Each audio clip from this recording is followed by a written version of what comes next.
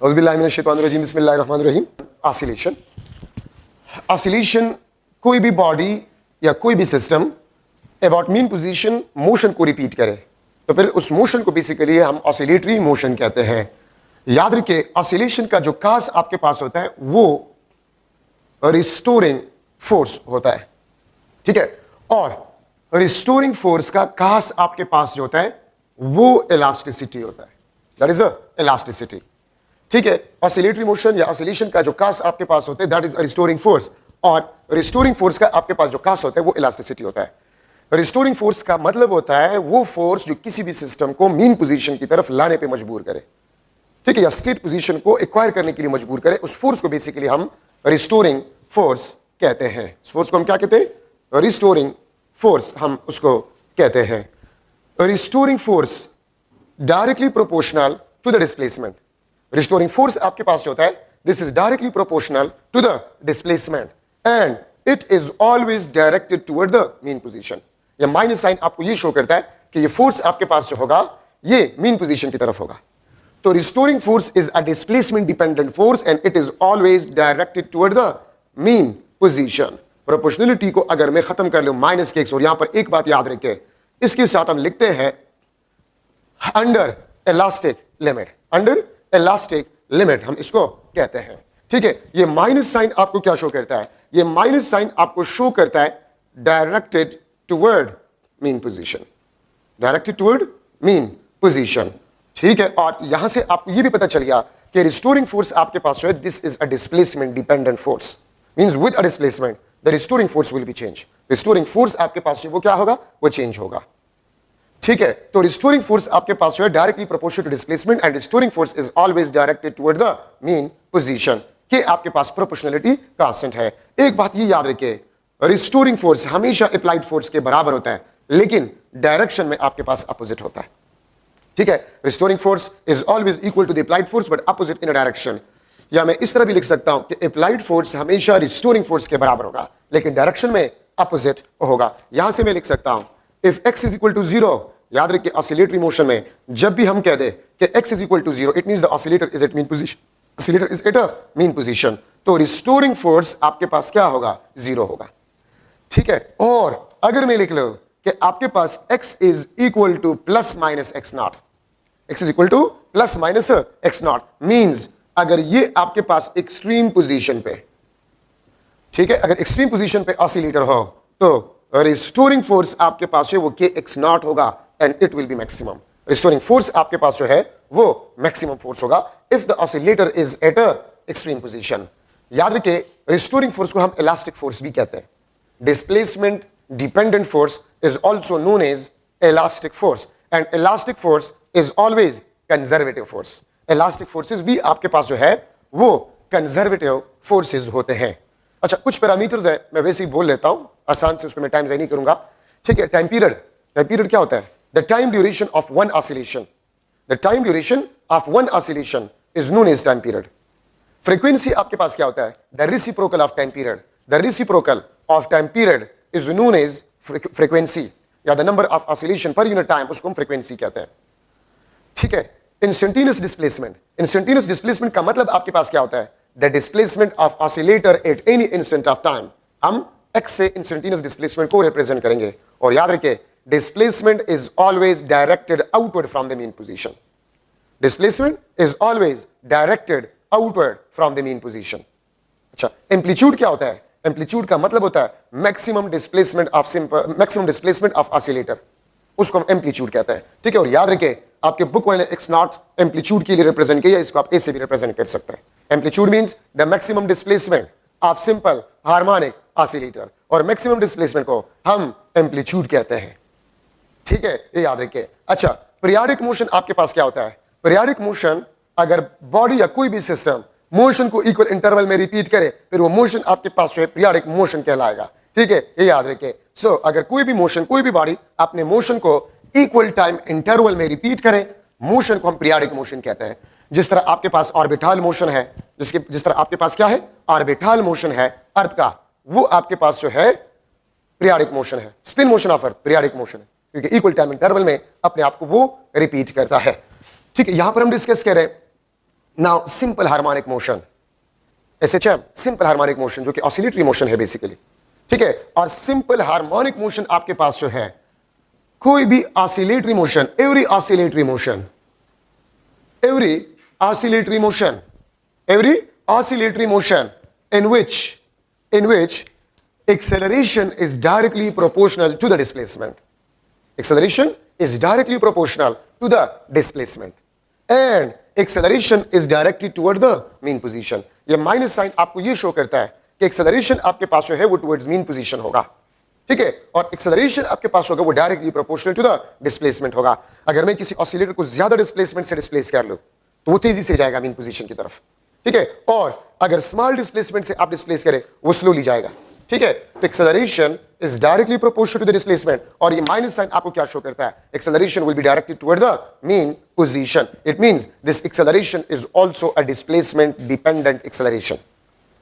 Acceleration आपके पास जो है ये डिस्प्लेसमेंट डिपेंडेंट एक्सेलरेशन है। तो अगर मैं आपसे पूछूं कि ये डिस्प्लेसमेंट डिपेंडेंट एक्सेलरेशन है तो कौन सा फोर्स इस एक्सेलरेशन को प्रोड्यूस करेगा, रिस्टोरिंग फोर्स, क्योंकि रिस्टोरिंग फोर्स भी डिस्प्लेसमेंट डिपेंडेंट फोर्स है। तो हर ऑसिलेटरी मोशन जो इस रिलेशन को सेटिस्फाई करे, एक्सेलरेशन डिस्प्लेसमेंट के डायरेक्टली प्रोपोर्शनल होगा and will be always directed towards the mean position, ठीक है, या इस इक्वेशन को अगर सेटिस्फाई करे, ठीक है, और यहां पर आपके पास ओमेगा स्क्वायर जो है इट इज कांस्टेंट, या मैं लिख सकता हूं ओमेगा आपके पास कांस्टेंट होगा, और अगर ओमेगा कांस्टेंट होगा तो टाइम पीरियड आपके पास कांस्टेंट होगा और फ्रीक्वेंसी भी आपके पास कांस्टेंट होगा। तो हर वो ऑसिलेटरी मोशन जो इस रिलेशन को और इस इक्वेशन को सेटिस्फाई करे, हर वो oscillatory motion simple harmonic motion होगा। और अगर कोई ऑसिलेटरी मोशन इस रिलेशन को और इस इक्वेशन को सेटिस्फाई ना करे, वो ऑसिलेटरी तो हो सकता है लेकिन सिंपल हार्मोनिक मोशन नहीं होगा। अगर आप किसी भी बुक को उठा के देखें तो उसमें आपको लिखा गया होगा कि acceleration is directly proportional to the displacement and acceleration is always directed towards the mean position. लेकिन अगर आप देखें तो इसमें एक बात छुपी हुई बात है, acceleration is directly proportional to the displacement, और डिस्प्लेसमेंट का मतलब आपके पास क्या होता है, स्ट्रेट पाथ। तो याद रखें simple harmonic motion is always on a straight path, क्योंकि डिस्प्लेसमेंट आपके पास स्ट्रेट पाथ होता है, ठीक है, एंड आपके पास टाइम पीरियड कांस्टेंट है। So simple harmonic motion is periodic motion, simple harmonic motion is a periodic motion। और ये बात भी याद रखें कि every simple harmonic motion is oscillatory as well as periodic, लेकिन हर एक oscillatory और हर एक periodic motion वो simple harmonic motion नहीं हो सकता। तो चार प्रॉपर्टीज आपके पास हो गए simple harmonic motion का। acceleration is directly proportional to the displacement, acceleration is directed towards the mean position, ठीक है, the oscillation must be on a straight path, oscillation straight path पे आपके पास होना चाहिए, ठीक है, और चौथा आपके पास जो है the oscillation must be periodic. Oscillation simple harmonic motion जो हम बात करें वो पीरियाडिक होना चाहिए। अगर इन चार प्रॉपर्टीज में एक भी ना हो तो फिर ऑसिलेटरी वो हो सकता है, पीरियाडिक वो हो सकता है, लेकिन सिंपल हार्मोनिक मोशन नहीं होगा। अब देखिए अगर सिंपल पेंडुलम को आप लार्ज थीटा से डिस्प्लेस करें, ठीक है, अगर आप लोग सिंपल पेंडुलम को लार्ज थीटा से डिस्प्लेस करें तो फिर ये आपके पास सिंपल पेंडुलम का मोशन जो ये कर्व पाते हैं, ठीक है, तो ये आपके पास ऑसिलेटरी तो है, oscillatory and periodic, but not simple harmonic motion if theta is large. अगर आप सिंपल पेंडुलम को लार्ज थीटा से डिस्प्लेस करें तो मोशन ऑसिलेटरी भी होगा और पीरियाडिक भी होगा, लेकिन सिंपल हार्मोनिक मोशन नहीं होगा, ठीक है। और अगर स्मॉल थीटा से आप डिस्प्लेस करें, इफ थीटा स्मॉल, अगर आप स्मॉल थीटा से सिंपल पेंडुलम को डिस्प्लेस करें, स्मॉल थीटा इतना स्मॉल कि मोशन स्ट्रेट पाथ पे हो, तो फिर आपके पास जो सिंपल पेंडुलम होगा, सिंपल हार्मोनिक मोशन ऑसिलेटर भी होगा और पीरियाडिक भी आपके पास होगा। सिंपल हार्मोनिक मोशन भी होगा, ऑसिलेटर भी होगा और पीरियाडिक भी आपके पास होगा स्मॉल थीटा। लेकिन अगर लार्ज थीटा से हो, मोशन ऑसिलेटर तो होगा, ऑसिलेटरी मोशन होगा, पीरियाडिक भी होगा, सिंपल हार्मोनिक मोशन नहीं होगा लार्ज थीटा से, ठीक है। क्यों? क्योंकि मोशन स्ट्रेट पाथ पे नहीं है। एक्सेलरेशन अगर स्ट्रेट पाथ पे नहीं तो डायरेक्टेड मीन पोजीशन की तरफ नहीं होगा, ठीक है, तो इसलिए फिर आपके पास से सिंपल हार्मोनिक मोशन नहीं होगा। तो एक बात याद रखिए, हर ऑसिलेटरी मोशन जो इस रिलेशन को और इस इक्वेशन को सेटिस्फाई करे, ठीक है, वो आपके पास सिंपल हार्मोनिक मोशन होगा। यहां पर अगर मैं लिख लो if x is equal to 0, oscillator आपके पास मीन पोजीशन पे है, ठीक है, तो एक्सेलरेशन आपके पास जो होगा वो आपके पास 0 होगा। एक्सेलरेशन आपके पास क्या होगा? 0 होगा। If x is equal to plus minus x naught, ठीक है, ऑसिलेटर आपके पास होगा वो एक्सट्रीम पोजीशन पे होगा। और अगर ऑसिलेटर एक्सट्रीम पोजीशन पे, पॉजिटिव एक्सट्रीम या नेगेटिव एक्सट्रीम पोजीशन, तो acceleration omega square x not and this will be the maximum acceleration. Extreme position पे एक्सेलरेशन आपके पास मैक्सिमम होता है और मीन पोजीशन पे एक्सेलरेशन 0 होता है, ठीक है। अब इस इक्वेशन को याद रखिए, एक्सेलरेशन का जो इक्वेशन है इसको मैं इस तरह भी लिख सकता हूं, माइनस तो जस्ट डायरेक्शन को शो करता है। अगर मैं सिर्फ मैग्नीट्यूड को ले रहा हूं तो ये आपके पास omega square X 4 pi square divide by T square X 4 pi square F square into X, ये तमाम आपके पास एक्सेलरेशन के इक्वेशन है। अगर आपके पास टाइम पीरियड गिवन हो और इंस्टेंटेनियस डिस्प्लेसमेंट गिवन हो, आप ऑसिलेटर के इंस्टेंटेनियस एक्सेलरेशन को मालूम कर सकते हैं। और अगर एम्पलीट्यूड गिवन हो, टाइम पीरियड गिवन हो, या एंगुलर वेलोसिटी गिवन हो, या फ्रीक्वेंसी गिवन हो, तो मैक्सिमम एक्सेलरेशन आप मालूम कर सकते हैं इस इक्वेशन से, ठीक है। ये बात आप लोग याद रखिए। तो ये आपके पास एक्सेलरेशन का इक्वेशन है। Acceleration is also a displacement dependent acceleration, और याद रखिए ये displacement dependent force acceleration produce करेगा, और displacement dependent force restoring force आपके पास होता है, ठीक है। तो इसका मतलब यह है कि every oscillatory motion is accelerated motion. हर एक ऑसिलेटरी मोशन वो एक्सेलरेटेड मोशन होता है, वो एक्सेलरेटेड मोशन होता है, ठीक है। तो कांस्टेंट वेलोसिटी से ऑसिलेटरी मोशन पॉसिबल नहीं है। Every oscillatory motion is accelerated motion, ठीक है। अच्छा, अब यहां पर हम लिख रहे हैं रेफरेंस सर्कल। इस टॉपिक को रेफरेंस सर्कल का नाम क्यों दिया गया है? क्योंकि यहां पर मैथमेटिक्स के लिए या इक्वेशंस के डेरिवेशन के लिए हम जो सर्कल यूज करेंगे वो रेफरेंस सर्कल कहलाता है, जिसे हम डेरिवेशन कहते हैं मुख्तलिफ इक्वेशन का, ठीक है। कोई भी बॉडी अगर सर्कुलर पाथ पे मोशन कर रहा है, कोई भी बॉडी अगर सर्कुलर पाथ पे मोशन कर रहा है, ठीक है, तो उसका जो प्रोजेक्शन होगा, अगर आपको ये शेडो नजर आ रहा है, व्हाइट बोर्ड पे शेडो नजर आ रहा है, मैं अगर इसको सर्कुलर मोशन दे रहा हूं तो आप इसके प्रोजेक्शन को देख सकते हैं, वो व्हाइट बोर्ड पे ऑसिलेटरी मोशन कर रहा है, ठीक है। तो कोई भी बॉडी अगर सर्कुलर पाथ पे मोशन कर रहा है, लेकिन uniform circular motion, body in uniform circular motion, ठीक है, body in uniform circular motion, यहां पर आप लिख सकते हैं when body in uniform circular motion, then projection of a body along a diameter of circular path, ठीक है। when body in uniform circular motion, then projection of a body along a diameter of circular path will perform simple harmonic motion। कोई भी body अगर uniform circular motion कर रहा है तो उस बॉडी का जो प्रोजेक्शन होगा along a diameter, let's suppose ये आपके पास बॉडी बी, ये ए पोजीशन, ये आपके पास ए प्राइम, ये आपके पास ओ, ठीक है। ये आपके पास क्या होगा? This is theta. ये आपके पास क्या होगा? थीटा आपके पास होगा। तो आप ये देख सकते हैं कि इस बॉडी का जो प्रोजेक्शन होगा, इस बॉडी का जो प्रोजेक्शन होगा वो along a diameter simple harmonic motion करेगा। अब देखिए यूनिफॉर्म सर्कुलर मोशन है, वी आपके पास कांस्टेंट, एंगुलर वेलोसिटी आपके पास कांस्टेंट होगा, और अगर एंगुलर वेलोसिटी कांस्टेंट हो तो टाइम पीरियड और फ्रीक्वेंसी भी आपके पास कांस्टेंट होगा। तो देखिए अगर एक बॉडी इस तरफ जा रहे हैं, इस तरफ ए से ए प्राइम की तरफ जा रहे हैं, तो इसका प्रोजेक्शन, मैं अगर यहां पर एक लाइट बी बना लूं तो इस बॉडी का प्रोजेक्शन जो होगा along a diameter, it will perform simple harmonic motion। अगर बॉडी सर्कुलर पाथ पे मोशन कर रहा है तो उस बॉडी का जो प्रोजेक्शन होगा along a diameter, it will perform simple harmonic motion। अब अगर बॉडी ए से ए प्राइम की तरफ जा रहे हैं तो प्रोजेक्शन भी ए से ए प्राइम की तरफ जाएगा, फिर यहां पर जब वापस ए प्राइम से ए की तरफ बॉडी सर्कुलर पाथ पे आएगा तो प्रोजेक्शन भी along a diameter A prime से ए की तरफ आएगा। तो ये प्रोजेक्शन along a diameter ये सिंपल हार्मोनिक मोशन करेगा अगर आपके पास circular motion, uniform circular motion हो, ठीक है, क्योंकि यूनिफॉर्म सर्कुलर मोशन में एंगुलर वेलोसिटी आपके पास कांस्टेंट होता है। तो जो सर्कुलर पाथ हम यूज करते हैं for the derivation of equations, उस सर्कल को हम रेफरेंस सर्कल कहते हैं, ठीक है। तो इसमें एक चीज का आपने ख्याल रखना है, अगर एक बॉडी यूनिफॉर्म सर्कुलर मोशन में, तो बॉडी सर्कुलर मोशन कर रहा है लेकिन उसका प्रोजेक्शन along a diameter वो सिंपल हार्मोनिक मोशन करेगा। अब देखिए ये प्रोजेक्शन, अगर ये बॉडी इस तरफ जा रहे हैं तो प्रोजेक्शन इस तरफ जाएगा, ठीक है। यहां पर मैं अगर इसको लिख लो, ये आपके पास सेंट्रीपिटल एक्सेलरेशन, आपको पता है centripetal acceleration is always directed toward the centre, तो ये कंपोनेंट आपके पास जो होगा ये आपके पास ACX होगा और ये आपके पास ACY होगा। तो देखिए प्रोजेक्शन भी इसी डायरेक्शन में है और x component of centripetal acceleration वो भी इस डायरेक्शन में है, तो प्रोजेक्शन का जो एक्सेलरेशन होगा this is equal to ACX, या इसको मैं लिख सकता हूं AC cos थीटा, ठीक है। और acceleration of a projection AC को मैं लिख सकता हूं -R omega square cos theta, ये माइनस मैंने क्यों पुट किया? Centripetal acceleration is always directed towards the mean position. तो centripetal acceleration is negative because centripetal acceleration is always directed towards the mean position. एक और चीज याद रखिए, अगर बॉडी यहां पर ए पॉइंट पे है तो उसका प्रोजेक्शन भी ए पे होगा. ठीक है, और अगर बॉडी किसी और पॉइंट पे हो तो प्रोजेक्शन आपके पास डायमीटर पे किसी और पॉइंट पे होगा. अगर बॉडी ए प्राइम पे हो तो प्रोजेक्शन भी ए प्राइम पे होगा. और यहां से लेकर, ठीक है, यहां से आप लोग लेकर यहां तक जो डिस्टेंस है इसको हम एम्पलीट्यूड कहते हैं. और याद रखें, amplitude will be equal to the radius of a circular path.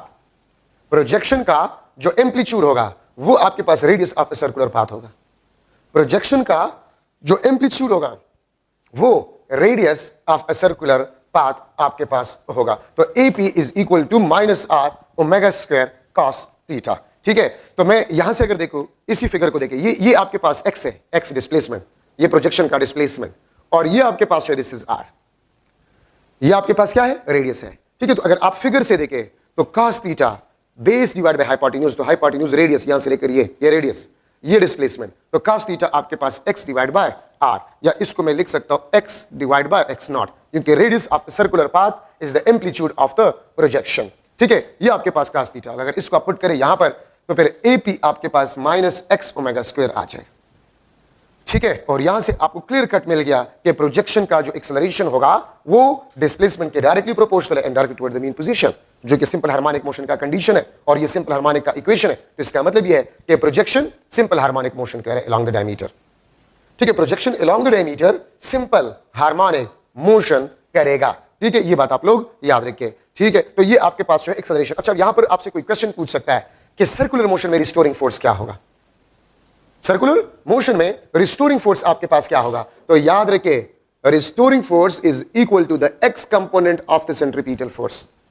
The x component of the centripetal force, FCX means FC cos theta, ये रिस्टोरिंग फोर्स होगा. द x कंपोनेंट, चूंकि सेंट्रीपिटल एक्सेलरेशन का x component effective है, तो centripetal force अगर मैं लूं तो उसका भी x कंपोनेंट रिस्टोरिंग फोर्स का काम करता है फॉर द प्रोजेक्शन ऑसिलेशन. तो ये बात आप लोग याद रखिए. तो ये हमने कंफर्म किया कि प्रोजेक्शन अलोंग अ डायमीटर वो सिंपल हार्मोनिक मोशन कर रहा है. अब यहां पर अगर मैं लिख लो इंस्टेंटेनियस डिस्प्लेसमेंट, हाँ चलो मैं बाद में कर लेता हूं, instantaneous displacement of simple harmonic oscillator. अब इंस्टेंटेनियस डिस्प्लेसमेंट का इक्वेशन आपके पास क्या होगा? हमने अभी कुछ देर पहले डिस्कस किया. देखिए, cos theta is equal to x divide by r from the figure. ये r और ये आपके पास x. ठीक है, तो ये आपके पास बन जाएगा x is equal to r cos theta, या x को मैं लिख सकता हूं, r को मैं cos theta, since r is equal to x naught, तो x is equal to x naught cos theta. x is equal to x naught cos theta. Theta को मैं लिख सकता हूं cos ओमेगा t. इसको मैं लिख सकता हूं, ओमेगा को मैं लिख सकता हूं 2 pi divide by t into small t. x is equal to x naught cos 2 pi f into t. ये आपके पास मुख्तलिफ इक्वेशंस है फॉर द इंस्टेंटेनियस डिस्प्लेसमेंट. ये आपके पास इंस्टेंटेनियस डिस्प्लेसमेंट के इक्वेशन है. This is instantaneous displacement of simple harmonic oscillator. ये x नॉट आपके पास क्या है? x नॉट आपके पास क्या है? ये एम्पलीट्यूड को रिप्रेजेंट करता है. एम्पलीट्यूड ये इंस्टेंटेनियस डिस्प्लेसमेंट को रिप्रेजेंट करता है. ये थीटा आपके पास जो है इसको हम फेज एंगल, ठीक है, या इसको हम फेज कहते हैं, फेज एंगल, या इसको हम फेज कहते हैं. ये स्मॉल टी किस चीज को रिप्रेजेंट करता है? Instantaneous time. Omega angular frequency और angular velocity. Capital T time period. Small F आपके पास जो है फ्रीक्वेंसी. ठीक है, तो capital T time period, instantaneous time, frequency, angular frequency, इसको हम फेज एंगल या इसको हम फेज कहते हैं. ठीक है, और इसको मैं डिफाइन कर सकता हूं, the parameter which gives us instantaneous position and direction of motion of simple harmonic oscillator. ठीक है, फेज एंगल और फेज ये आपको किस चीज के बारे में बताता है? ये आपको instantaneous position and direction of motion of simple harmonic oscillator के बारे में बताता है. किस तरह? ठीक है, तो यहां पर आगे जो है इसको हम डिस्कस करेंगे कि ये किस तरह आप इंस्टेंटेनियस पोजीशन के बारे में बताता है. ठीक है, तमाम आपके पास इंस्टेंटेनियस डिस्प्लेसमेंट के इक्वेशन है. अगर मैं एक एमसीक्यू बना लूं, the instantaneous displacement of simple harmonic oscillator is 20 cos 2 pi t centimetre. Then देखिए instantaneous displacement of simple harmonic oscillator is 20 cos 2 pi t centimetre. Then मैं आपसे पूछ सकता हूं x नॉट क्या होगा, मैं आपसे पूछ सकता हूं एंगुलर वेलोसिटी क्या होगा, मैं आपसे पूछ सकता हूं फ्रीक्वेंसी क्या होगा, मैं आपसे पूछ सकता हूं टाइम पीरियड क्या होगा.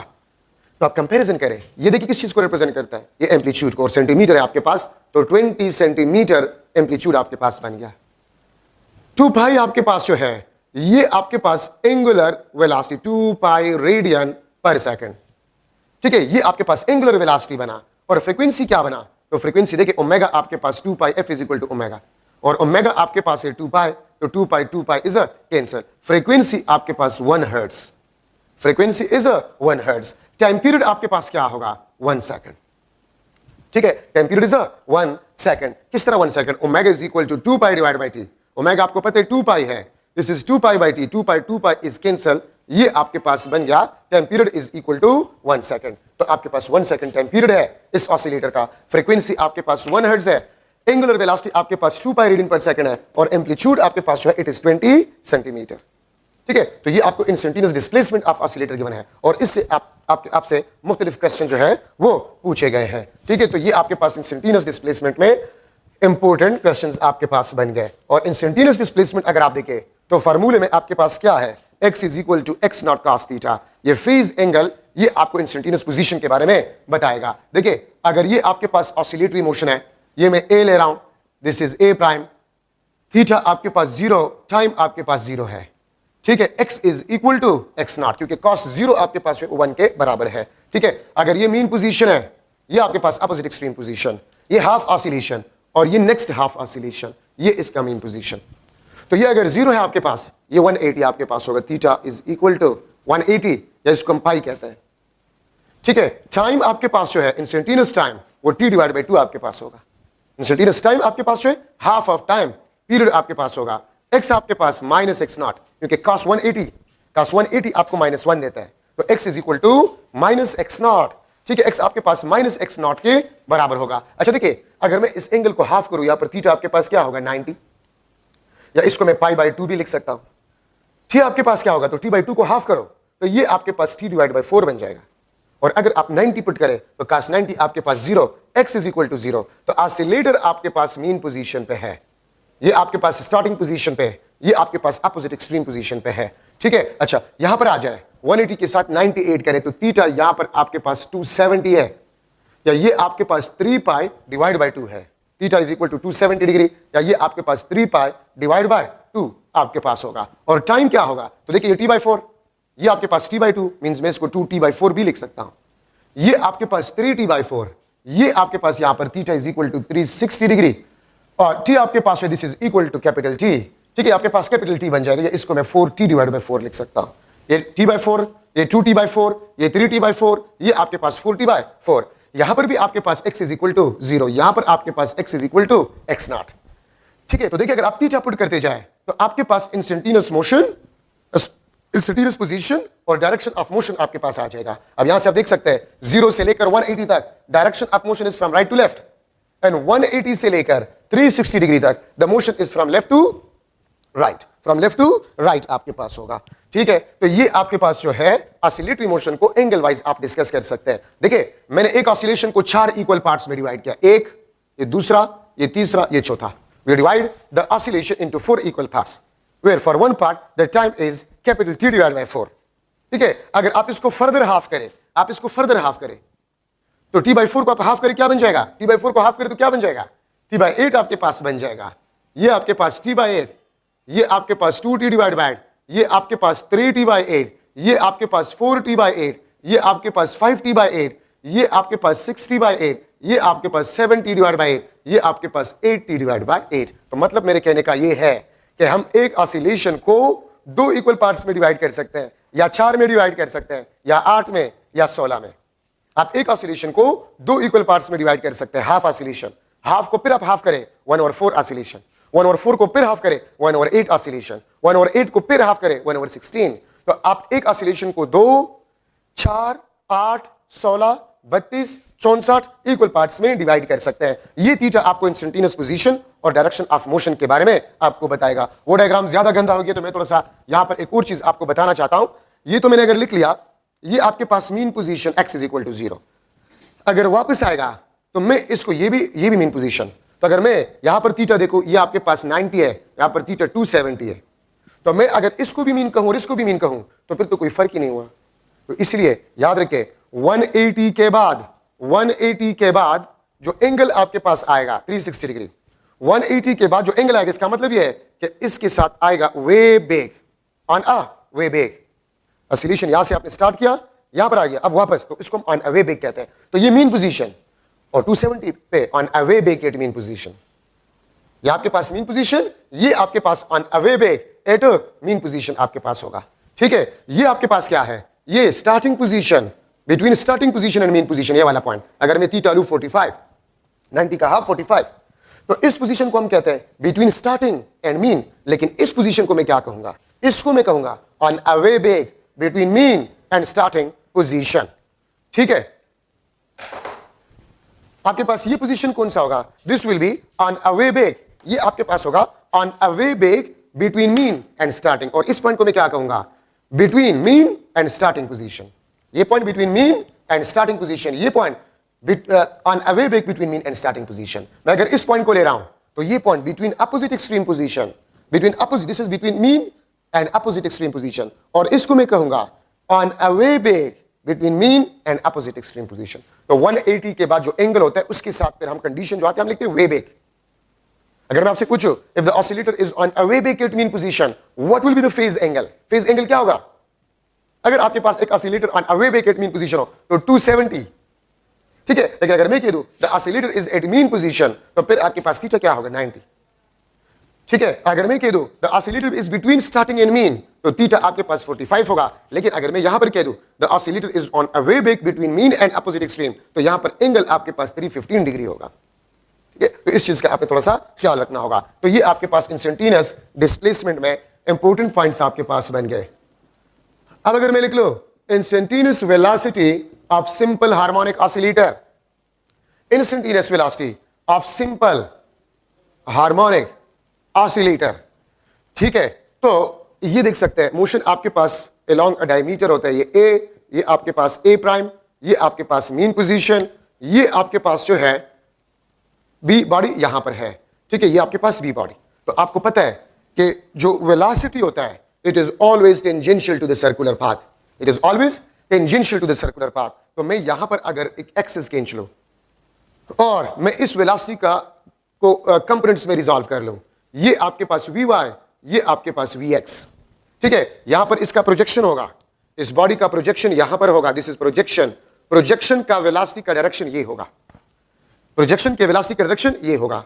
ठीक है, अगर आप इसको देखें तो आपके पास इस प्रोजेक्शन के जो वेलोसिटी का डायरेक्शन ये है, तो इसका मतलब आपके पास होता है कि v y is the effective component, v p आपके पास है, this is equal to v y. या इसको मैं लिख सकता हूं वी नॉट साइन थीटा, और मैं लिख सकता हूं instantaneous velocity is equal to minus we naught sine theta. मैं इसके साथ माइनस लिख लेता हूं, ये माइनस डायरेक्शन को शो करते हैं जो कि अभी मैं इसके बाद डिस्कस करवा रहा हूं। ठीक है, so this is the instantaneous velocity of simple harmonic oscillator. ठीक है, वी इंस्टेंटेनियस वेलोसिटी है। एक बात आप लोग याद रखें, वी नॉट किस चीज को रिप्रेजेंट करता है, ये मैक्सिमम वेलोसिटी को रिप्रेजेंट करता है। ठीक है, और मैक्सिमम वेलोसिटी क्या होगा, जो बॉडी सर्कुलर पाथ पे मोशन करता है उसका जो वेलोसिटी होगा वही मैक्सिमम वेलोसिटी ऑफ प्रोजेक्शन होगा।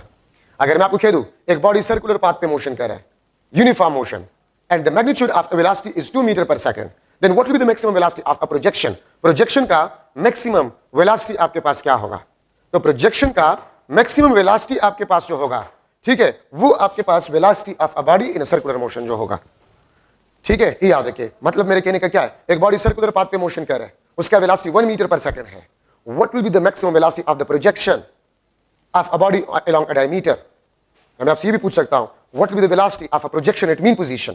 तो mean position पे वेलोसिटी मैक्सिमम होता है, तो जिस वेलोसिटी से बॉडी सर्कुलर पाथ पे मोशन कर रहा है वही मैक्सिमम वेलोसिटी होगा प्रोजेक्शन का। ठीक है, the maximum velocity of the projection will be equal to the velocity of a body moving on a circular path।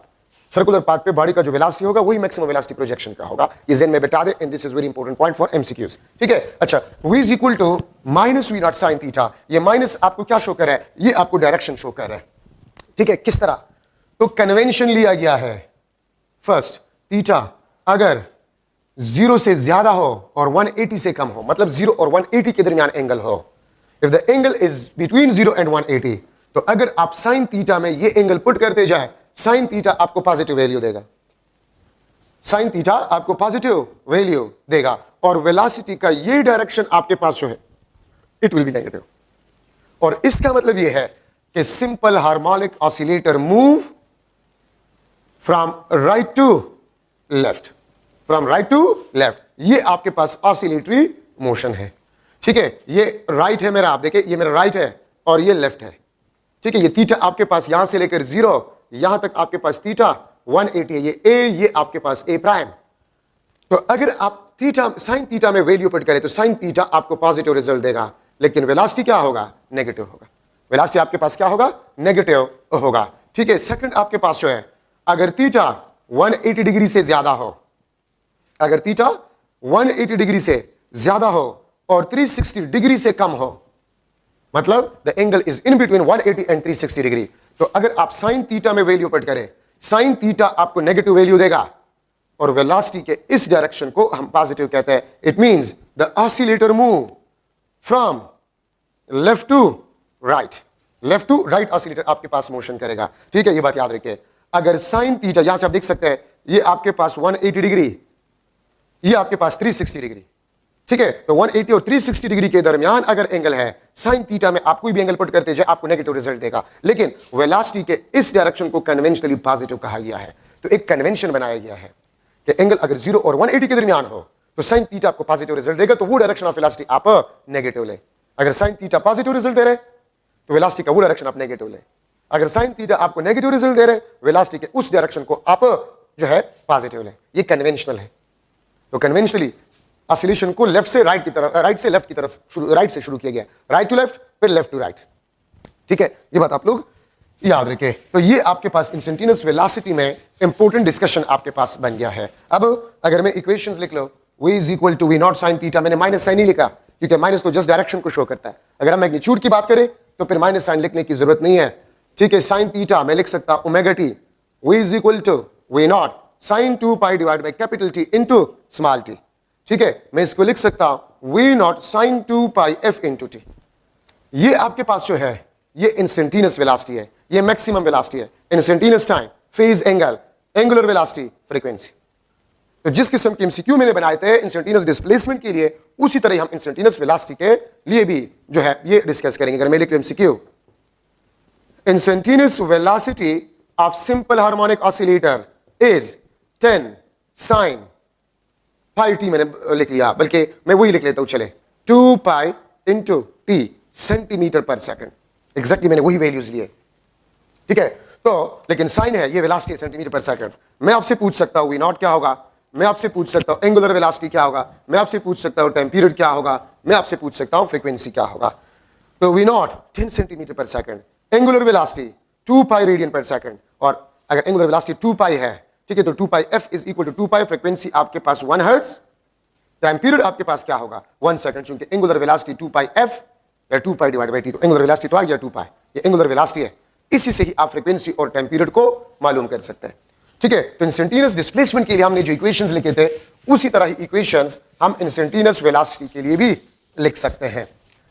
ठीक है, अच्छा, अब यहां पर मैं लिख सकता हूं, आपको पता है sine square theta plus cos square theta is equal to 1। ठीक है, मैं लिख सकता हूं साइन square theta is equal to 1 minus cos square theta. मैं अगर अंडर रूट निकालू तो sine theta is equal to under the root of 1 minus cos square theta.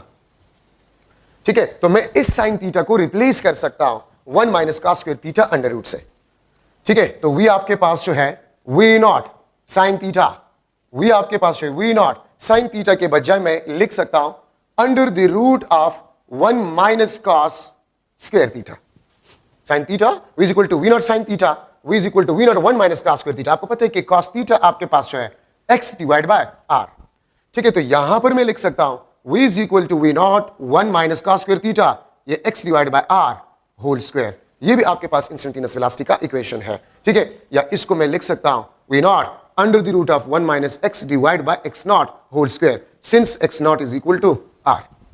तो मैंने r को x नॉट से रिप्लेस किया, v is equal to v naught, इसको मैं इस तरह भी लिख सकता हूं x naught square minus x square divide by x naught square, ठीक है। मैं इसको इस तरह भी लिख सकता हूं v naught divide by x naught, this is equal to x naught square minus x square, ठीक है। और v naught divide by x naught, v naught divide by x naught, ठीक है। इसको हम किस चीज से रिप्लेस कर सकते हैं, इसको हम एंगुलर वेलोसिटी से रिप्लेस कर सकते हैं।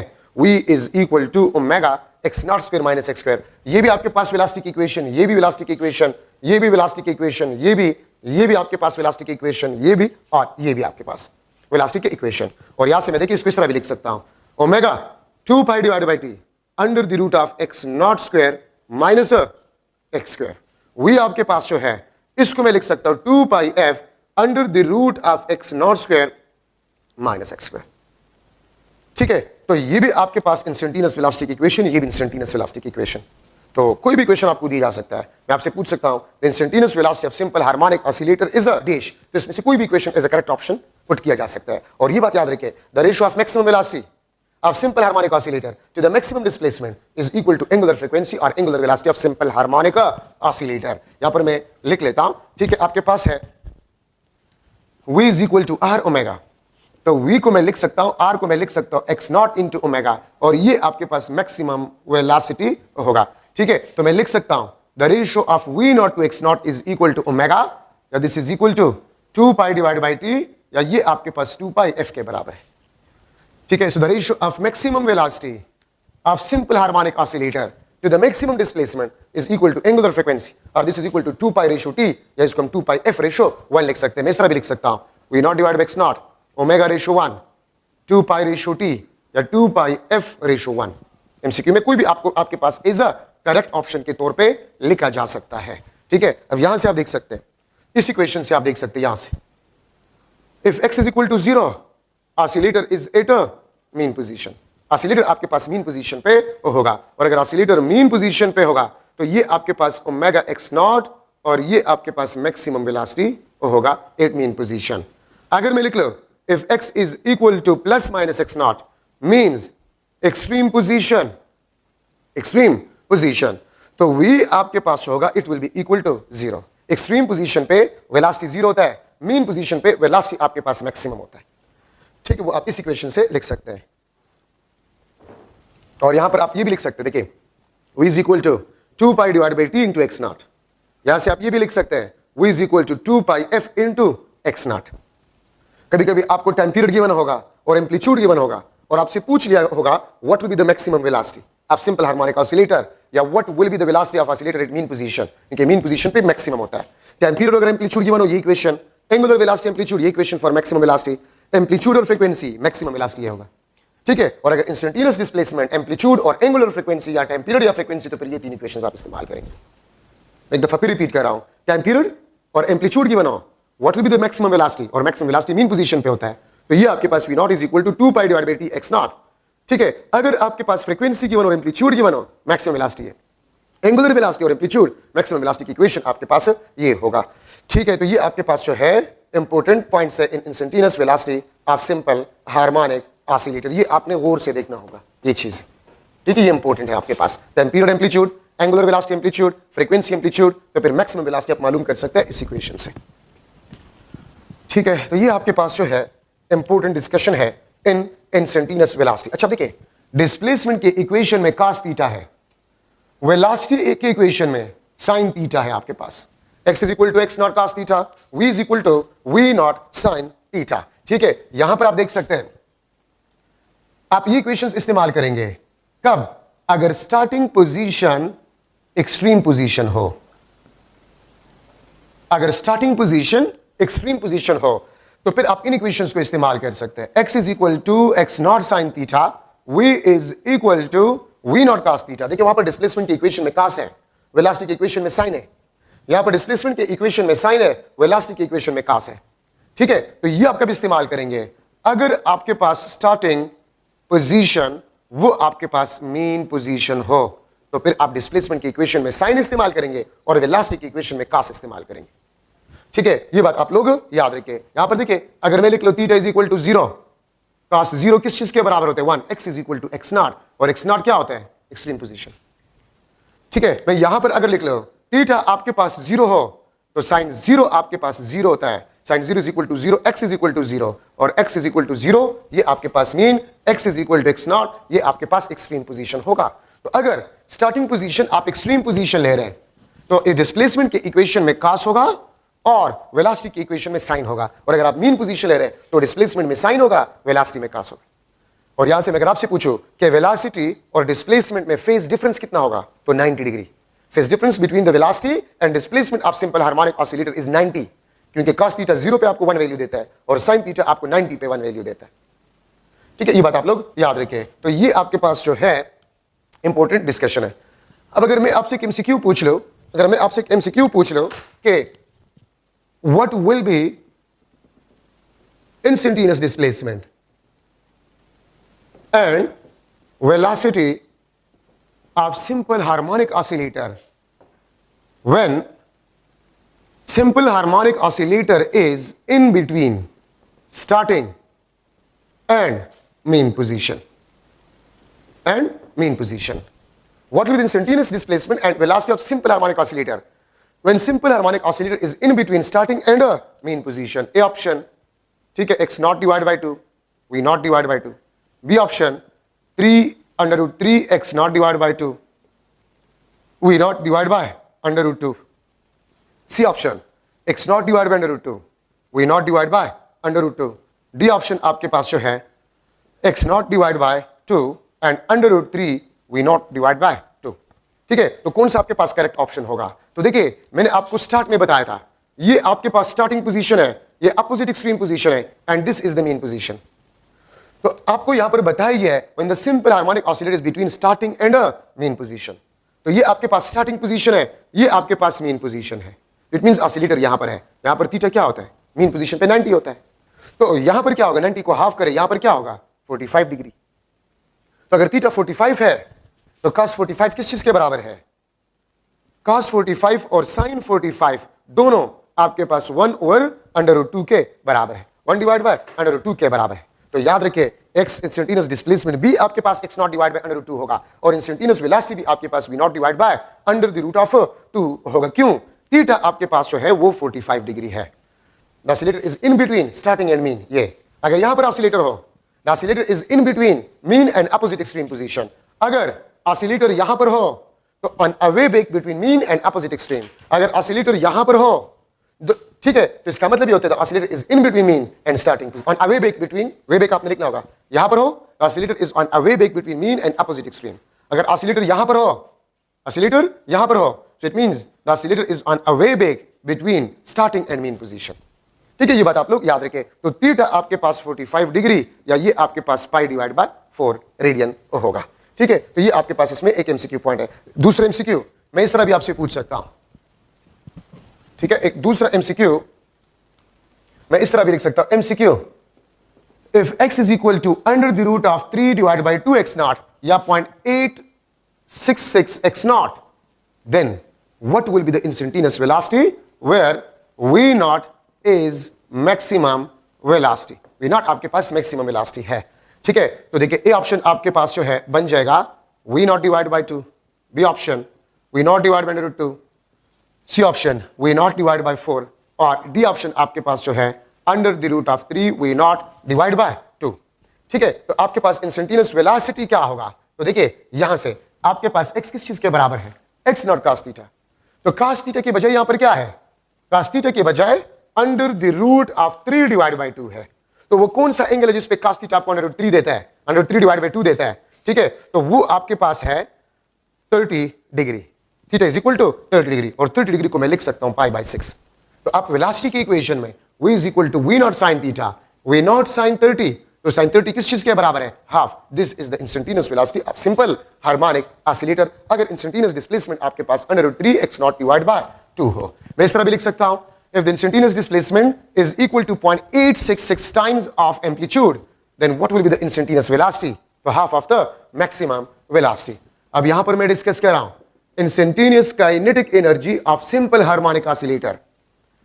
तो instantaneous kinetic energy half m v square, और इसको मैं लिख सकता हूं v के बजाय omega x naught square minus x square, क्योंकि v आपके पास था omega x naught square minus x square, तो v के बजाय मैंने ये पुट कर लिया।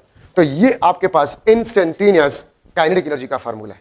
अब देखिए, अगर x आपके पास जीरो हो, if x is equal to zero, तो आपके पास instantaneous kinetic energy half M omega square x naught square होगा, which will be the maximum kinetic energy, जो कि मैक्सिमम काइनेटिक एनर्जी के बराबर आपके पास होगा।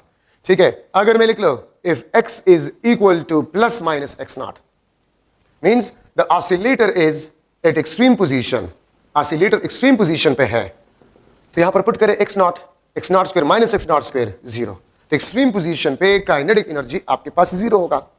सही है। अब अगर मैं लिख लो instantaneous potential energy of simple harmonic oscillator, तो instantaneous potential energy half M omega square x square. ठीक है, ये आपके पास इंस्टेंटेनियस पोटेंशियल एनर्जी को रिप्रेजेंट करता है।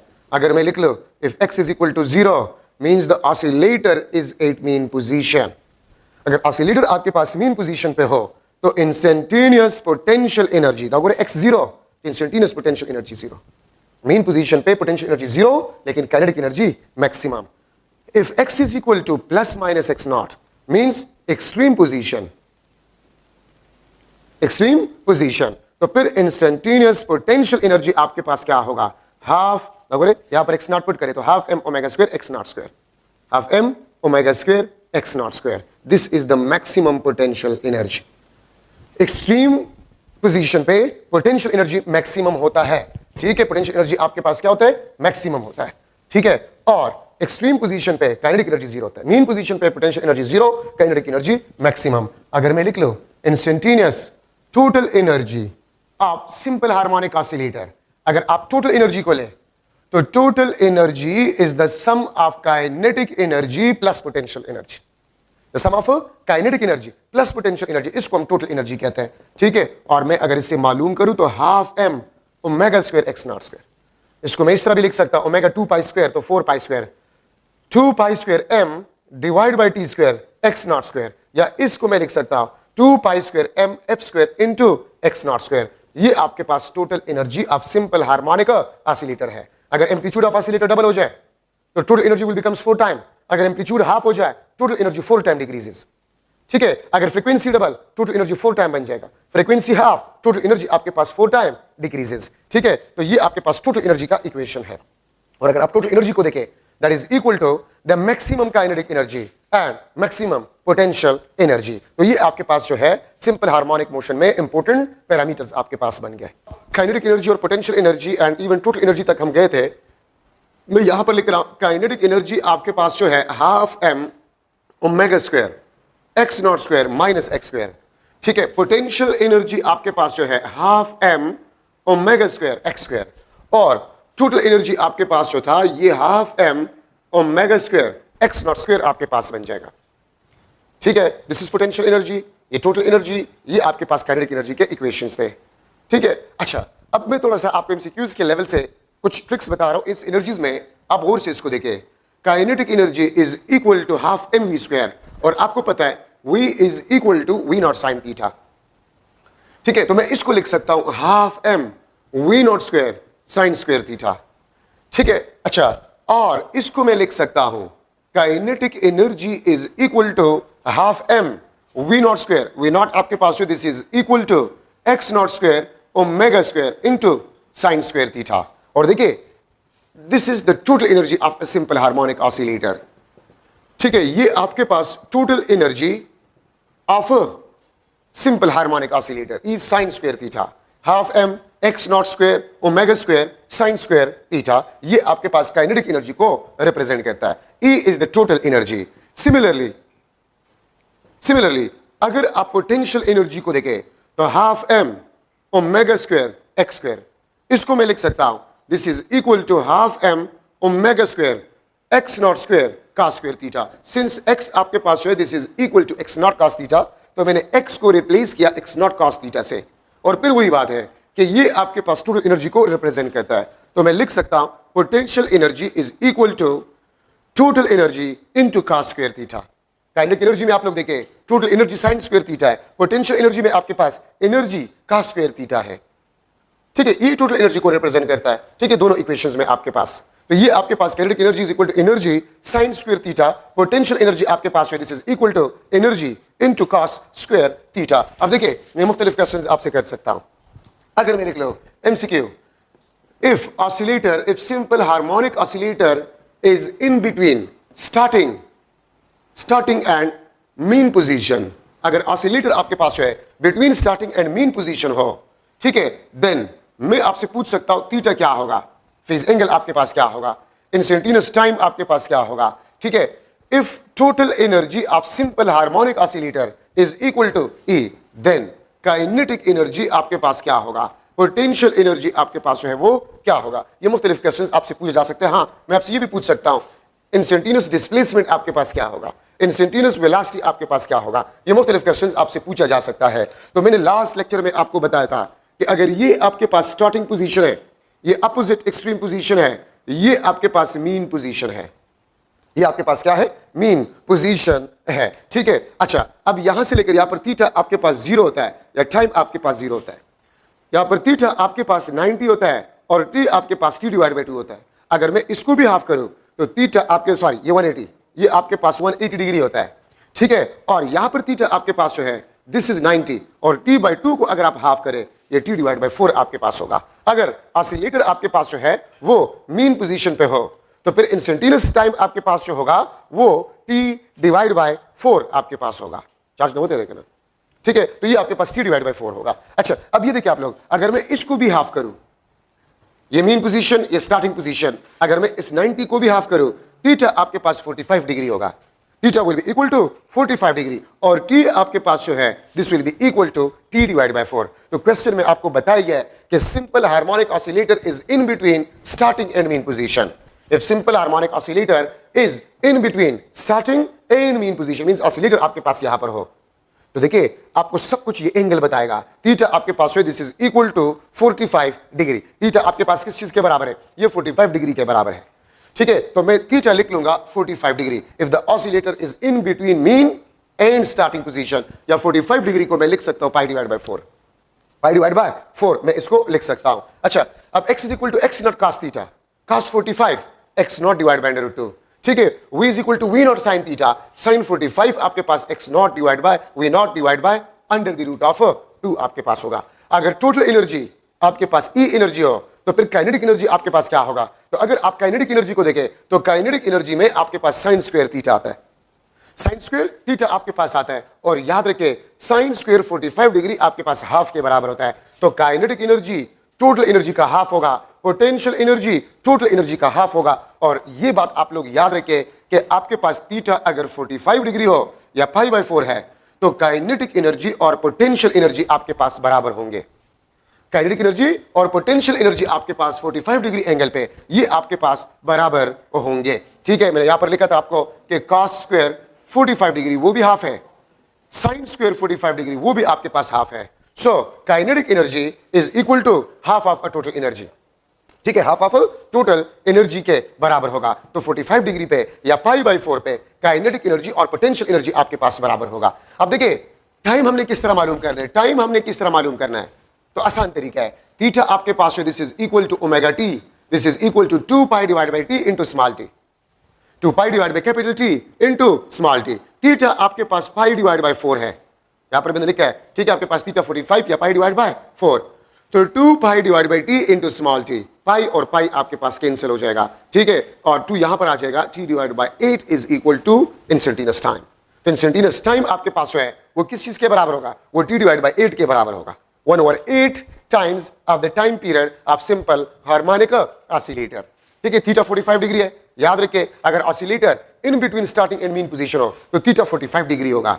अगर ऑसिलेटर यहां पर हो तो ये between mean and opposite extreme कहलाता है। यहां पर थीटा आपके पास जो है ये बराबर होगा 135 डिग्री। थीटा आपके पास किस चीज के बराबर होगा, ठीक है, 135 डिग्री के बराबर होगा। तो अगर oscillator between mean and starting position हो, अगर ऑसिलेटर बिटवीन मीन और अपोजिट एक्सट्रीम हो, ठीक है, अगर ऑसिलेटर आपके पास जो है between opposite extreme and mean, यहां पर एंगल आपके पास होगा ये 180 के साथ 45 ऐड करे 225 डिग्री, और ये आपके पास 270 होगा यहां पर मीन पे 270 के साथ अगर आप 45 ऐड करें ये 315 डिग्री आपके पास होगा। तो अगर ऑसिलेटर बिटवीन स्टार्टिंग और मीन हो, अगर oscillator between mean and opposite extreme हो, यहां पर अगर oscillator on a way back, जब वापस आएगा ऑसिलेटर तो फिर इसके साथ हम वे बैक लिखेंगे 180 डिग्री के बाद, 180 डिग्री के बाद हम जरूर लिखेंगे वे बैक। तो if the oscillator is on a way back between opposite extreme and mean, if the oscillator is on a way back between starting and mean, means यहां पर 315 डिग्री पे, तो याद रखिए इन 4 पॉइंट्स पे आपके पास काइनेटिक एनर्जी और पोटेंशियल एनर्जी बराबर होगा 45, 135, 225 और ये आपके पास 315 डिग्री, ठीक है। तो इस पे आपके पास काइनेटिक एनर्जी और पोटेंशियल एनर्जी बराबर होंगे, ठीक है। बाकी किसी भी पॉइंट पे काइनेटिक एनर्जी और पोटेंशियल एनर्जी बराबर नहीं होंगे। तो अगर आपसे कोई पूछे कि एक ऑसिलेशन में कितनी दफा काइनेटिक एनर्जी और पोटेंशियल एनर्जी बराबर होंगे, तो एक ऑसिलेशन में 4 दफा काइनेटिक एनर्जी और पोटेंशियल एनर्जी बराबर होते हैं, ठीक है। इस पोजीशन पे, इस पोजीशन पे, इस पोजीशन पे और इस पोजीशन पे, ठीक है। यहां पर जो टाइम आपके पास है ये t डिवाइड बाय 8 है, ये आपके पास 2t बाय 8, ये 3t डिवाइड बाय 8 है, ये 4t बाय 8 है, ये आपके पास 5t डिवाइड बाय 8, ये 6t बाय 8, ये आपके पास 7t डिवाइड बाय 8। तो t बाय 8 पे, 3t बाय 8 पे, 5t बाय 8 पे और 7t डिवाइड बाय 8 पे आपके पास काइनेटिक एनर्जी और पोटेंशियल एनर्जी बराबर होते हैं, ठीक है। ये मैं आपको बता रहा हूं बिटवीन स्टार्टिंग एंड मीन ये पॉइंट, और अगर यहां पर है on a way back between mean and starting, on a way back between mean and starting position आपके पास ही होगा। अच्छा, अब अगर मैं एक और एमसीक्यू लिख लो, if velocity is equal to half of the maximum velocity, if velocity आपके पास जो है this is equal to half of a maximum velocity, half of maximum velocity, then मैं आपसे पूछ सकता हूं एक्स क्या होगा, फेज डिफरेंस क्या होगा, इंस्टेंटेनियस टाइम क्या होगा। If total energy is equal to E, total energy आपके पास ई है, तो काइनेटिक एनर्जी आपके पास क्या होगा, पोटेंशियल एनर्जी आपके पास क्या होगा। ये मुख्तलिफ क्वेश्चंस आपसे पूछे जा सकते हैं, ठीक है। तो देखिए सिंपल, यहां से आपको तमाम क्वेश्चंस के आंसर मिलेंगे। वी आपके पास किस चीज के बराबर है, v naught sine theta, v is equal to v naught into sine theta, ठीक है। अगर थीटा आपके पास, देखिए मैं थीटा क्या रख लूं कि साइन थीटा आपको हाफ रिजल्ट दे, क्योंकि यहां पर हाफ है, तो याद रखिए थीटा आपके पास 30 डिग्री, और 30 डिग्री का मतलब आपके पास होते पाई बाय 6, पाई बाय 6। तो याद रखिए if the velocity of simple harmonic oscillator is half of the maximum velocity, then the phase angle will be equal to 30 degree या पाई बाय 6। लेकिन v is equal to v not divided by 2, इसमें it mean sine theta नहीं है, it means sine theta आपके पास नहीं है।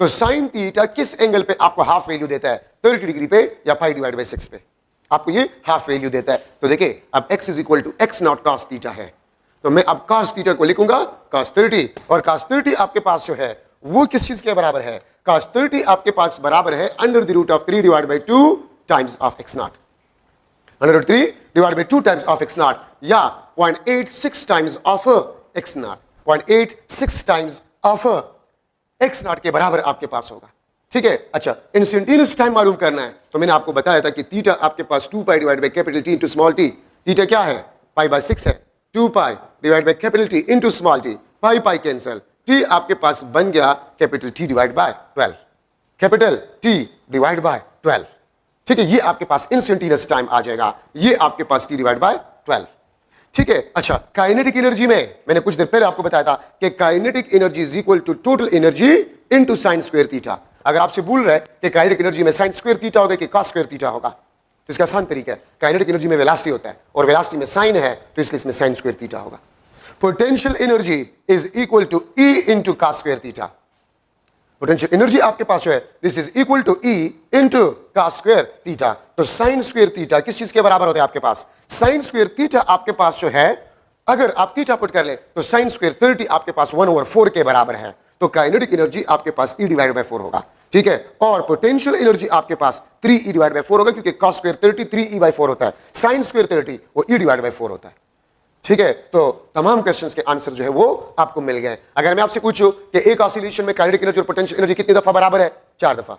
अगर मैं आपसे पूछूं कि एक ऑसिलेशन में काइनेटिक एनर्जी और पोटेंशियल एनर्जी कितनी दफा मैक्सिमम है, तो 2 दफा काइनेटिक एनर्जी और पोटेंशियल एनर्जी एक ऑसिलेशन में मैक्सिमम होता है, ठीक है। तो ये आपके पास जो है इंपॉर्टेंट डिस्कशन है इन अ सिंपल हार्मोनिक मोशन, ठीक है। और मैं फिर आपको थोड़ा सा बताता चलूं, ये लास्ट में फिर मैं एक्सप्लेन कर रहा हूं, अगर किसी को समझ नहीं आया तो दोबारा मैं कह रहा हूं। ए प्राइम दिस इज ए, ये मीन, ये आपके पास मीन। आप एक ऑसिलेशन को दो हाफ में डिवाइड कर सकते हैं। ये हाफ ऑसिलेशन, तो हाफ ऑसिलेशन का टाइम क्या होगा, T divide by two. T by two को हाफ करें, ठीक है, टी बाई फोर, ये इंस्टेंटेनियस टाइम होगा। आप 4 इक्वल पार्ट्स में भी इसको डिवाइड कर सकते हैं। ये टी बाई फोर, ये 2t बाई फोर, ये आपके पास 3t बाई फोर, ये आपके पास 4t डिवाइड बाई फोर। ठीक है, अच्छा मैं इसको फर्दर और भी हाफ कर सकता हूं। ये t डिवाइड बाई 8, ये 2t डिवाइड बाई 8, ये 3t डिवाइड बाई 8, ये आपके पास 4t डिवाइड बाई 8, ये आपके पास 7t डिवाइड बाई 8, ये आपके पास 8t डिवाइड बाई 8, ये 4t बाई 8 आपके पास बना, ये 5t डिवाइड बाई 8, ये आपके पास 6t डिवाइड बाई 8, ये 7t डिवाइड बाई 8, ये आपके पास 8t डिवाइड बाई 8। तो आप एक ऑसिलेशन को 2, 4, 8, 16, 32, 64 इक्वल पार्ट्स में डिवाइड कर सकते हैं। ये वाला point between starting and mean, ये वाला point between mean and opposite extreme, ये वाला पॉइंट ऑन अवे बेक 180 के बाद या हाफ ऑसिलेशन के बाद on away back between mean and opposite extreme, ये point on away back between mean and starting position. ठीक है, तो इसको मैंने लास्ट में दोबारा आपके लिए थोड़ा सा डिस्कस किया। ठीक है, अगर किसी को समझना है तो मैं यहां पर लिख लूंगा वही बात दोबारा। x is equal to x naught cos theta, y is equal to v naught sin theta, kinetic energy आपके पास total energy sin square theta, potential energy आपके पास E into cos square theta. ये आपके पास जो है इंपॉर्टेंट इक्वेशंस है और सारा कमाल थीटा में आपके पास है। अगर फेज एंगल का आपको पता चल जाए तो किसी भी क्वेश्चन का आंसर आप आसानी से बता सकते हैं। ठीक है, अच्छा अब यहां पर हम डिस्कस कर रहे हैं मास स्प्रिंग सिस्टम। मास स्प्रिंग सिस्टम, ठीक है, अगर आप मास अटैच करें विद स्प्रिंग, अगर आप मास अटैच करें विद अ स्प्रिंग, ठीक है, और इसको आप एक्सटेंड करें और फिर छोड़ ले, it will start oscillation, it will start oscillation. Mass spring system में याद रखें जो नेट फोर्स होता है वो आपके पास रिस्टोरिंग फोर्स होता है, और if there is a net force there will be acceleration. Restoring force minus k x, ये आपके पास minus k divide by m into x. ठीक है, और के भी कांस्टेंट है, एम भी आपके पास कांस्टेंट है।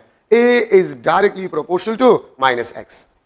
Acceleration is directly proportional to the displacement and acceleration is always directed towards the mean position. अगर मैं इस इक्वेशन को A is equal to minus omega square x से रिप्लेस करूं, A is equal to minus omega square x से अगर हम replace करें, तो अगर आप इन दोनों को कंपेयर कर ले तो ओमेगा स्क्वायर आपके पास जो है it will be equal to k divide by m। Omega आपके पास जो है this will be equal to under the root of k divide by m, under the root of k divide by m। अगर stiffness of spring आपके पास given हो और मास attached with spring आपके पास गिवन हो, आप एंगुलर फ्रीक्वेंसी इस फार्मूले से मालूम कर सकते हैं। ठीक है, के स्टिफनेस ऑफ स्प्रिंग या स्प्रिंग कांस्टेंट अगर गिवन हो और मास गिवन हो, आप एंगुलर फ्रीक्वेंसी इस इक्वेशन से मालूम कर सकते हैं। एंगुलर फ्रीक्वेंसी और angular velocity directly proportional to the stiffness of spring if the mass is kept constant. Angular velocity is inversely proportional to the square root of mass if the spring constant is kept, या stiffness of spring is kept constant. Ratios अगर आपने बनाना है तो omega 1 divide by omega 2 is equal to under the root of k1 divide by k2। Omega 1 divide by omega 2 is equal to under the root of m2 divide by m1। ठीक है, तो angular frequency आपके पास है वो stiffness of spring पे भी depend करता है और मास अटैच विद स्प्रिंग पे भी डिपेंड करता है। Omega is directly proportional to the square root of k divide by m। Omega 1 divide by omega 2 is equal to k1 m2 divide by k2 m1। अगर stiffness को भी मैं double कर जाऊं और मास अटैच को भी डबल कर जाऊं तो एंगुलर फ्रीक्वेंसी और एंगुलर वेलोसिटी में कोई चेंज नहीं आएगा।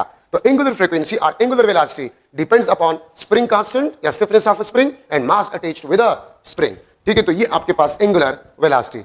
अगर आप टाइम पीरियड की इक्वेशन को देख ले, उसी से अगर आप निकाले तो 2 pi m divide by k under the root, और फ्रीक्वेंसी आपके पास होगा 1 divide by 2 pi under the root of k divide by m। ठीक है, तो मैं यहां पर लिख सकता हूं T is directly proportional to the square root of mass if the spring constant K is kept constant। अगर K आपने constant रखा हुआ है तो T is directly proportional to the square root of mass। यहां पर मैं लिख सकता हूं T1 divided by T2 is equal to under the root of M1 divided by M2। अगर मैं मास को डबल कर जाऊं time period will be under root 2 time increase, क्योंकि इसमें अंडर रूट है। अगर मैं मास को 4 टाइम इंक्रीज कर जाऊं तो 4 under 2 time period will be double. अगर मैं मास को हाफ कर जाऊं time period will be under 2 time decreases. ठीक है, और इसी तरह मैं लिख सकता हूं time period is inversely proportional to the square root of k if the mass attached is kept constant, या T1 divided by T2 is equal to under the root of K2 divided by K1। ठीक है, ये बात आप लोग याद रखिए। तो देखिए, अगर आप मास को डबल कर जाए, टाइम पीरियड आपके पास अंडर रूट 2 टाइम इंक्रीज। अगर आप मास को हाफ कर जाए, टाइम पीरियड आपके पास अंडर रूट 2 टाइम डिक्रीजेस। और अगर आप मास को भी डबल कर जाए और स्टिफनेस को भी डबल, m से आपने मास 2m कर लिया और k से आपने स्टिफनेस ऑफ स्प्रिंग 2k कर लिया, तो फिर आपके पास टाइम पीरियड और फ्रीक्वेंसी जो है वो आपके पास क्या होगा? ठीक है, वो आपके पास क्या होगा? तो अगर मैं मास को भी डबल कर जाऊं और k को भी डबल कर जाऊं, तो टाइम पीरियड आपके पास it will be remain same, it will be remain same. Mass m मैंने अटैच किया था एक स्प्रिंग के साथ जिसका स्टिफनेस k था। अगर m को मैं 2m से रिप्लेस कर जाऊं और k को 2k से रिप्लेस कर जाऊं, what will happen to the time period and frequency? It will remain same, it will remain same. तो ये आपके पास फ्रीक्वेंसी k के under root directly proportional, under root mass के इनवर्सली प्रोपोर्शनल है आपके पास। अगर सस्पेंडेड मास स्प्रिंग सिस्टम हो, अगर सस्पेंडेड मास स्प्रिंग सिस्टम हो, ठीक है, सस्पेंडेड मास स्प्रिंग सिस्टम आपके पास है, सस्पेंडेड मास स्प्रिंग सिस्टम। तो ये देखिए, ये आपके पास इसका वेट है, ये आपके पास रिस्टोरिंग फोर्स है, ये आपके पास वेट, ये आपके पास रिस्टोरिंग फोर्स। ठीक है, तो एक बात याद रखिए, आपके पास सस्पेंडेड मास स्प्रिंग सिस्टम है, रिस्टोरिंग फोर्स आपके पास है वो वेट के बराबर है कि x आपके पास है, this is equal to mg, कि x आपके पास जो है this will be equal to mg। मैं यहां से लिख सकता हूं k divide by m is equal to g divide by x, और यहां से मैं ये भी लिख सकता हूं k आपके पास है this is equal to mg या weight divide by x, weight divide by x।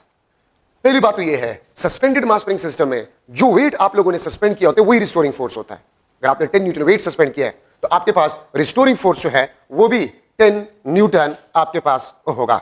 ठीक है, और अगर आपने 20 न्यूटन वेट को सस्पेंड किया है, 20 न्यूटन वेट को अगर आप लोगों ने सस्पेंड किया है तो रिस्टोरिंग फोर्स आपके पास 20 न्यूटन होगा। ठीक है, तो restoring force is equal to weight. ठीक है, अच्छा, अगर आपको ये बताया गया हो कि वेट W सस्पेंडेड है विद स्प्रिंग और उसने 1 सेंटीमीटर एक्सटेंशन प्रोड्यूस किया, what will be the spring constant? तो वेट को आप एक्सटेंशन प्रोड्यूस पे डिवाइड करें। अगर आपने 20 न्यूटन वेट सस्पेंड किया और extension produce in spring is 1 centimetre, what will the stiffness of spring? तो अगर वेट 10 न्यूटन है, एक्सटेंशन 1 सेंटीमीटर, तो सेंटीमीटर को आपने मीटर में कन्वर्ट करना होगा, ये आपको स्टिफनेस ऑफ स्प्रिंग देगा। ऐसा ना हो कि आप इसको न्यूटन में लें और इसको सेंटीमीटर में। न्यूटन स्टैंडर्ड सिस्टम होता है, सेंटीमीटर सीजीएस में, तो आपने सेंटीमीटर को मीटर में कन्वर्ट करना होगा, ये आपको स्प्रिंग कांस्टेंट देगा। और याद रखिए k डिवाइड बाय m और g डिवाइड बाय x ये आपके पास जो है बराबर होता है। तो देखिए, k divide by m, k by m को मैं रिप्लेस कर लूंगा 1 divide by 2 pi under the root of k by m को मैं इसको रिप्लेस कर लूंगा g डिवाइड बाय x से, और टाइम पीरियड आपके पास होगा 2 pi under the root of x divide by g, t is equal to 2 pi under the root of x divide by g। तो ये आपके पास सस्पेंडेड मास स्प्रिंग सिस्टम की इक्वेशंस है। अगर आप लोग उसे भूल रहे हैं तो सिंपल पेंडुलम की इक्वेशंस आपको याद होंगे। Time period equal to 2 pi under root L by g, तो L के बजाय x है, और x में फिर बता रहा हूं extension produces in a spring, extension produces in a spring. तो ये आपके पास x by g suspended mass spring system के आपके पास जो है इक्वेशंस है। यहां से देखिए, k by m is equal to g by x, अगर आप इसको उल्टा करें m बाय k, ये आपके पास x डिवाइड बाय g होगा। m डिवाइड बाय k अगर आप करें, ये आपके पास होगा x डिवाइड बाय g। तो ये भी आपके पास टाइम पीरियड और फ्रीक्वेंसी के इक्वेशंस है। ठीक है, मास स्प्रिंग सिस्टम में एक चीज आप लोगों ने देख लिया कि टाइम पीरियड और फ्रीक्वेंसी वो एम्पलीट्यूड से इंडिपेंडेंट होता है। ठीक है, इक्वेशन m बाय k और k बाय m जो है उस इक्वेशन में एम्पलीट्यूड से आपके पास इंडिपेंडेंट होता है, सिर्फ मास और स्टिफनेस ऑफ स्प्रिंग पे ये डिपेंड करता है। ठीक है, अच्छा, अब यहां पर एक इंपॉर्टेंट कंसेप्ट मैं डिस्कस कर रहा हूं, इंपॉर्टेंट कंसेप्ट है यहां पर। अक्सर आपने मुख्तलिफ बुक्स में देखे होंगे कि एक स्प्रिंग था जिसका लेंथ L था, ठीक है, उसके साथ हमने मास m अटैच किया, टाइम पीरियड T था और फ्रीक्वेंसी f था। अगर मैं उस स्प्रिंग को 2 इक्वल हिस्सों में तकसीम करूं और एक हिस्से के साथ मैं सेम मास अटैच करूं, what will be the time period and frequency? अगर एक स्प्रिंग को मैं 4 इक्वल हिस्सों में तकसीम करूं और एक हिस्से के साथ मैं सेम मास अटैच करूं, सेम मास, एक हिस्से के साथ मैं सेम मास अटैच करूं, what will be the time period and frequency? Time period और फ्रीक्वेंसी आपके पास क्या होगा? इस किस्म की क्वेश्चंस आते हैं, उसका मैं आपको आसान तरीका बता रहा हूं, इंपॉर्टेंट कंसेप्ट। ठीक है, और इंपॉर्टेंट कंसेप्ट में एक बात याद रखिए, stiffness of spring this is inversely proportional to the length of spring. Stiffness of spring is inversely proportional to the length of a spring. ठीक है, तो अगर आपके पास एक स्प्रिंग हो उसका लेंथ L हो, स्टिफनेस K हो। अगर मैं उस स्प्रिंग को दो इक्वल हिस्सों में तकसीम करूं, दो इक्वल हिस्सों में, तो एक पार्ट का लेंथ क्या होगा? L/2। लेंथ एक पार्ट का हाफ हो जाएगा, तो एक पार्ट का स्टिफनेस 2K, डबल हो जाएगा आपके पास। एक स्प्रिंग था, उसका लेंथ L था, स्टिफनेस K था। अगर उस स्प्रिंग को मैं तीन इक्वल हिस्सों में तकसीम करूं, तीन इक्वल हिस्सों में, तो एक पार्ट का स्टिफनेस L/3, एक हिस्से का लेंथ L/3, स्टिफनेस आपके पास 3K होगा। स्टिफनेस आपके पास क्या होगा? 3K होगा। अगर मैं एक स्प्रिंग को चार इक्वल हिस्सों में तकसीम करूं, तो एक पार्ट का लेंथ क्या होगा? L/4, stiffness 4 time increase. अगर एक स्प्रिंग था, उसका लेंथ L था, स्टिफनेस K था, उसको मैंने 9 इक्वल पार्ट्स में डिवाइड किया, 9 इक्वल पार्ट्स में, तो एक पार्ट का स्टिफनेस क्या होगा? एक पार्ट का stiffness 9K। Length 9 time decrease, stiffness will B 9 time increase. अगर लेंथ को मैं डबल कर जाऊं, stiffness will be half. Length को मैं 10 टाइम इंक्रीज, स्टिफनेस आपके पास 10 टाइम डिक्रीज हो जाएगा। ठीक है, तो K is inversely proportional to length of a spring. अब मैं लिख सकता हूं, आपको पता है कि T is inversely proportional to the square root of K, तो मैं लिख सकता हूं T is directly proportional to the square root of L, और फ्रीक्वेंसी आपके पास जो है, this is inversely proportional to the square root of L। ये आपके पास ट्रिक है इस किस्म के क्वेश्चंस का। ठीक है, अब मैं अगर क्वेश्चन रिपीट करूं, स्प्रिंग था, उसका लेंथ L था, उसके साथ हमने मास M अटैच किया था, टाइम पीरियड T था और फ्रीक्वेंसी F था। टाइम पीरियड T था और फ्रीक्वेंसी आपके पास F था। अगर मैं उस स्प्रिंग को दो इक्वल पार्ट्स में डिवाइड करूं और हाफ के साथ मैं सेम मास अटैच करूं, what is the time period frequency? तो अगर आपने दो इक्वल पार्ट्स में डिवाइड किया, तो एक पार्ट का लेंथ क्या होगा? हाफ होगा ना। Time period √2 time decrease, frequency will B √2 time increase. एक स्प्रिंग था, इसका लेंथ L था, उसके साथ हमने मास M अटैच किया था, टाइम पीरियड T था और फ्रीक्वेंसी आपके पास F था।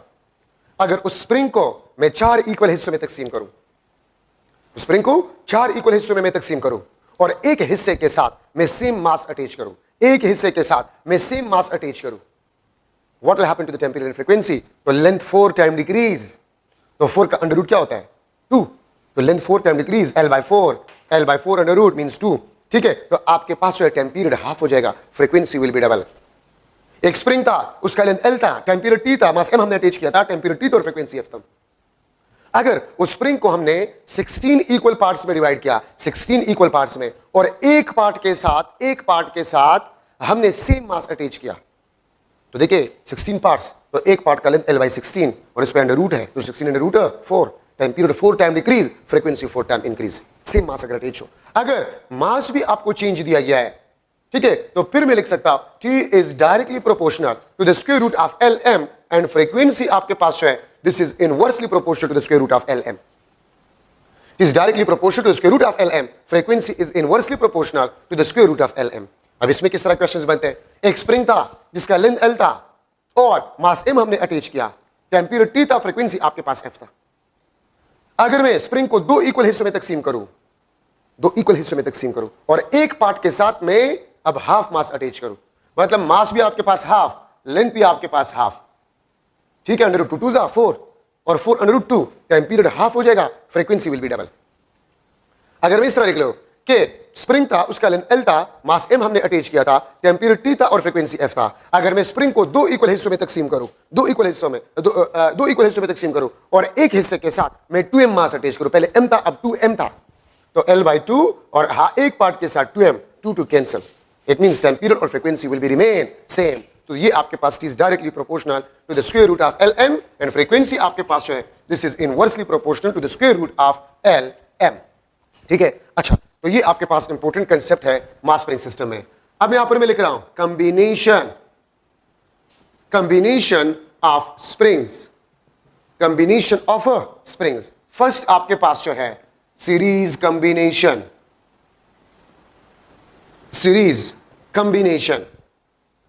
ठीक है, सीरीज कॉम्बिनेशन में आपके पास जो था, ये आपके पास स्टिफनेस K1 था, ये आपके पास स्टिफनेस क्या था? K2। दो स्प्रिंग्स है, उसको हमने सीरीज में कनेक्ट कर लिया। तो एक बात याद रखिए, सीरीज में अगर आप नंबर ऑफ स्प्रिंग्स को बढ़ाते हैं तो लेंथ बढ़ते हैं ना, और अगर लेंथ बढ़ते स्टिफनेस कम होता है। तो मुझे पता चल गया कि सीरीज में मैं नंबर ऑफ स्प्रिंग्स को अगर बढ़ाऊंगा, length will increase, stiffness will decrease. Stiffness आपके पास है वो डिक्रीज होगा, वहां पर पहले से मैं ये रिलेशन लिख चुका हूं। तो डिक्रीज के लिए formula 1/KT is equal to 1/K1 plus 1/K2। The sum of reciprocal of the stiffness of springs, the sum of reciprocal of the stiffness of a spring will be equal to the reciprocal of the total stiffness. Reciprocal of a total stiffness. The sum of reciprocal of the stiffness will be equal to the reciprocal of the total stiffness. ठीक है, अगर मैं लिख लो for n springs, तो 1 divided by kt is equal to summation I start from 1 to n 1 divided by ki. और अगर मैं लिख लो for n same springs, तो kt आपके पास होगा it will be equal to k divided by n. n आपको नंबर ऑफ स्प्रिंग्स के बारे में बताता है. 10 स्प्रिंग्स है, each of stiffness k. 10 springs है, each of stiffness k, and we connect them in series. What will be the stiffness of the combination? तो k divided by 10. 5 springs है, each of stiffness k, और उसको हमने series में connect कर लिया. What will be the stiffness of the series combination? k divided by 5. k divided by 5 आपके पास होगा. ठीक है, तो ये आपको टोटल स्टिफनेस के बारे में बताएगा. kt is equal to k divided by n. तो ये इन सेम स्प्रिंग्स के लिए कॉम्बिनेशन, और अगर डिफरेंट हो तो फिर वो फार्मूला. और इसका मतलब ये कि सीरीज कॉम्बिनेशन में स्टिफनेस डिक्रीज होगा अगर नंबर ऑफ स्प्रिंग्स आपके पास इंक्रीज होगा. ठीक है, और क्यों? नंबर ऑफ स्प्रिंग्स आप बढ़ाते तो लेंथ बढ़ते, अगर लेंथ बढ़ते स्टिफनेस कम होगा. तो जो फार्मूला आपने पैरेलल कॉम्बिनेशन ऑफ रेजिस्टेंस में पढ़ा, टोटल रेजिस्टेंस को मालूम करने के लिए, उसी तरह रेसिप्रोकल वाला फार्मूला आप सीरीज कॉम्बिनेशन ऑफ स्प्रिंग्स के लिए इस्तेमाल करेंगे. ठीक है, अच्छा, अब अगर मैं लिख लो पैरेलल कॉम्बिनेशन,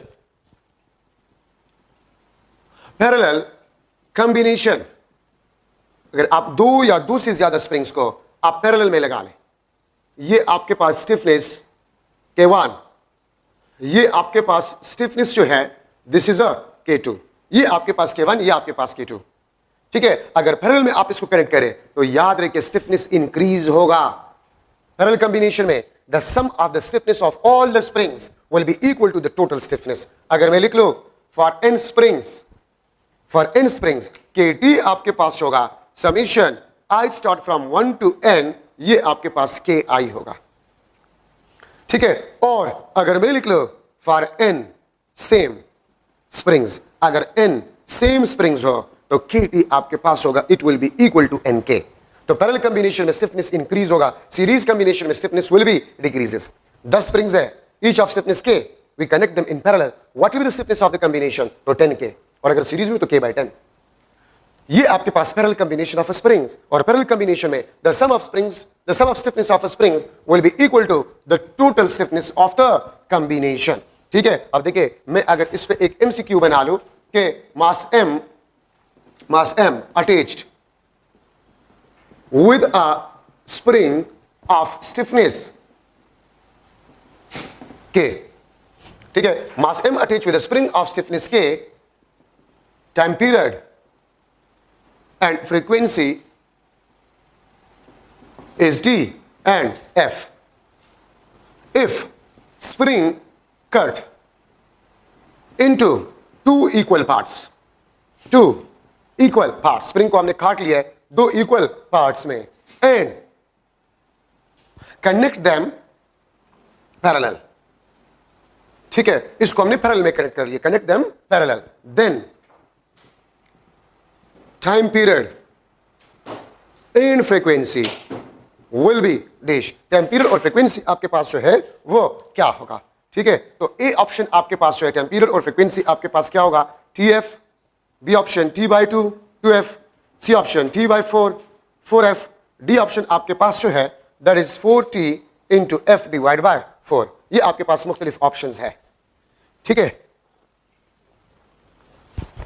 मास M हमने टीच किया with spring of stiffness K. Time period आपके पास T and frequency is F. If spring cut into two equal parts and connect them parallel, then time period and frequency will be dash. अब देखिए, अगर आपने spring को दो हिस्सों में काट ली, ये आपके पास स्प्रिंग था, ये स्प्रिंग था, इसका स्टिफनेस K था. अगर इसको आपने दो इक्वल हिस्सों में तकसीम किया, इस एक पार्ट का स्टिफनेस 2K, इस पार्ट का 2K, और टोटल स्टिफनेस क्या बन जाएगा? 4K आपके पास बन जाएगा. ठीक है, 2K इसका स्टिफनेस होगा, 2K आपके पास इसका होगा, तो 2K plus 2K total stiffness आपके पास 4K बन जाएगा. मैं फिर रिपीट कर रहा हूं, स्प्रिंग था, उसका लेंथ L था, स्टिफनेस K था, और हमने मास M अटैच किया था, टेम्परेचर T था एंड फ्रीक्वेंसी F था.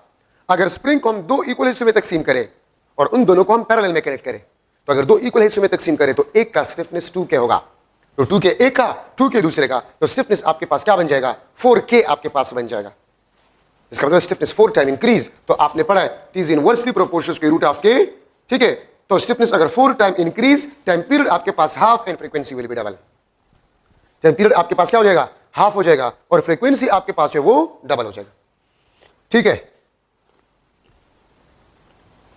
तो T डिवाइड बाई 2 ये आपके पास बन जाएगा 2F। ये आपके पास पैरेलल कॉम्बिनेशन में एक एमसीक्यू आपके पास बन गया। और देखिए अगर मैं इस पैरेलल को चेंज करूं, अगर मैं इस पैरेलल को चेंज करूं और इसको मैं सीरीज लूं, सीरीज, तो फिर ये आंसर नहीं होगा।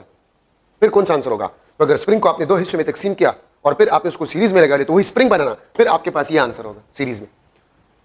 स्प्रिंग को आपने दो हिस्से में तकसीम किया और फिर आपने सीरीज में लगा लिया तो वही स्प्रिंग है ना। Time period and frequency will be remain same, आपके पास टाइम पीरियड और फ्रीक्वेंसी सेम होगा। अगर मैं यही क्वेश्चन करूं 3 इक्वल पार्ट्स में अगर आप डिवाइड करें तो 3 इक्वल पार्ट्स में और फिर पैरेलल में लगा लें तो हर एक पार्ट का स्टिफनेस 3K होगा। तो 3K plus 3K plus 3K 9K stiffness होगा। Time period 3 time decrease, frequency 3 time increase हो जाएगा, ठीक है। So these are some model MCQ in the mass spring system. Simple pendulum, ठीक है। मास स्प्रिंग सिस्टम को लास्ट लेक्चर में हम डिस्कस कर चुके थे। ये आपके पास है सिंपल पेंडुलम।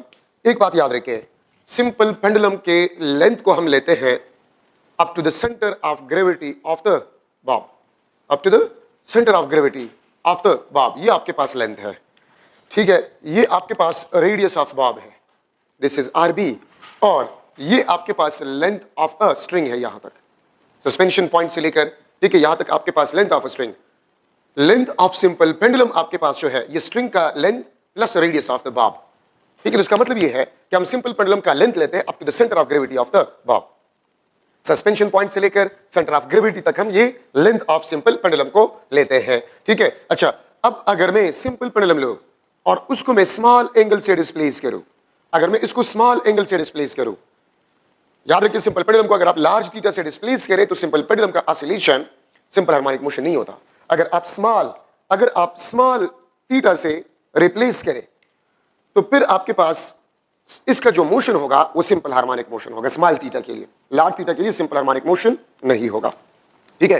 ये आपके पास weight, this is tension in a string, ये आपके पास टेंशन इन अ स्ट्रिंग है। तो वेट आपके पास है, it will be resolve into 2 components, this is WI and this is WX।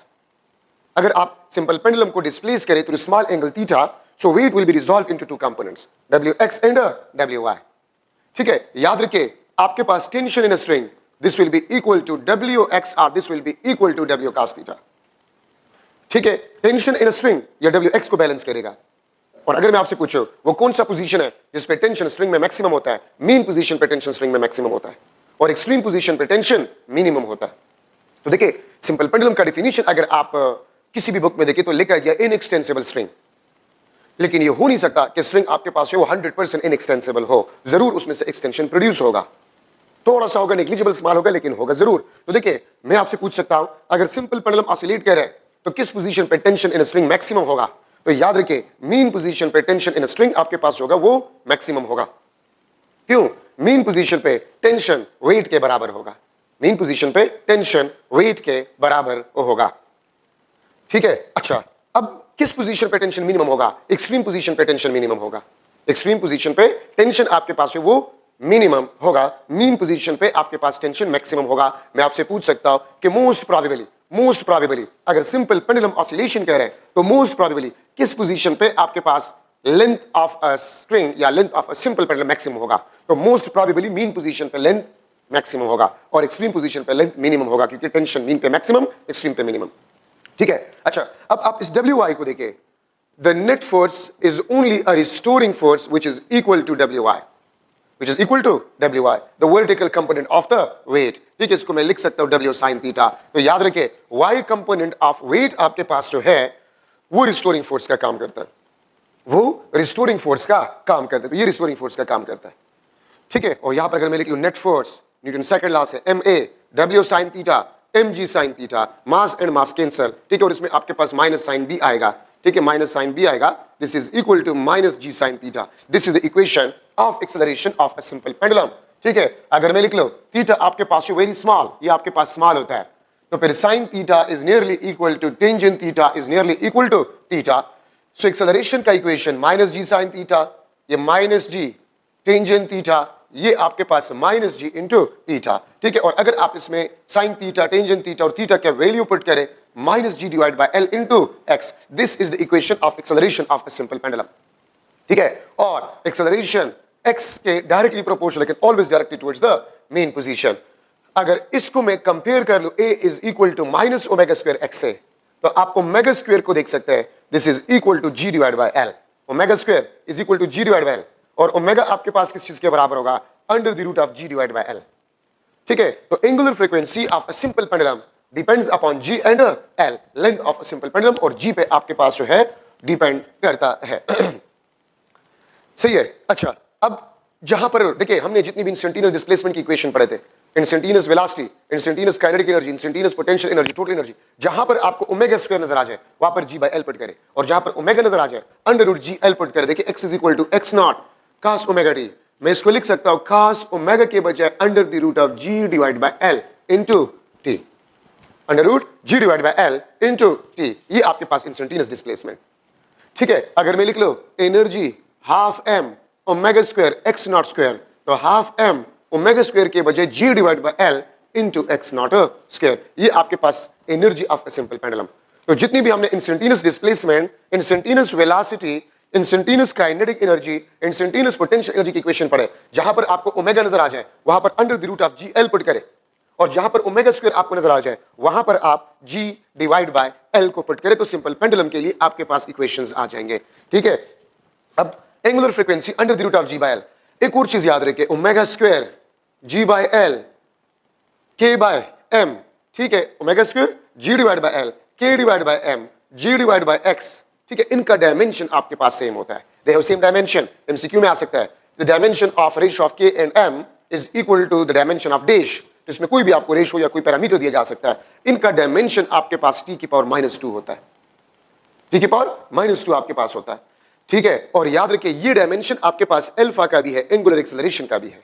The dimension of angular acceleration omega square G by L K by M G by X, it is same dimension. Omega under root G divide by L under root K divide by M under root G divide by X, they have same dimension. इनका dimension भी आपके पास होता है वो same होता है, ठीक है। और इसका डायमेंशन आपके पास होता है टी की पावर -1, टी की पावर -1, तो इसका डायमेंशन आपके पास सेम है। तो एमसीक्यू में आ सकता है कि आपको कोई पैरामीटर या इनमें से कोई से दिया जा सकता है, अंडर रूट के बाय एम का डायमेंशन क्या होगा, ठीक है। तो आपके पास टी -1 का डायमेंशन आपके पास होगा, ठीक है। तो सिंपल पेंडुलम में आपके पास वो एंगुलर फ्रीक्वेंसी है। अगर आप टाइम पीरियड को देखें 2 pi under the root of L by G, अगर आप फ्रीक्वेंसी को देखें 1 divide by 2 pi under the root of G divide by L, तो ये आपके पास टाइम पीरियड, ये आपके पास फ्रीक्वेंसी।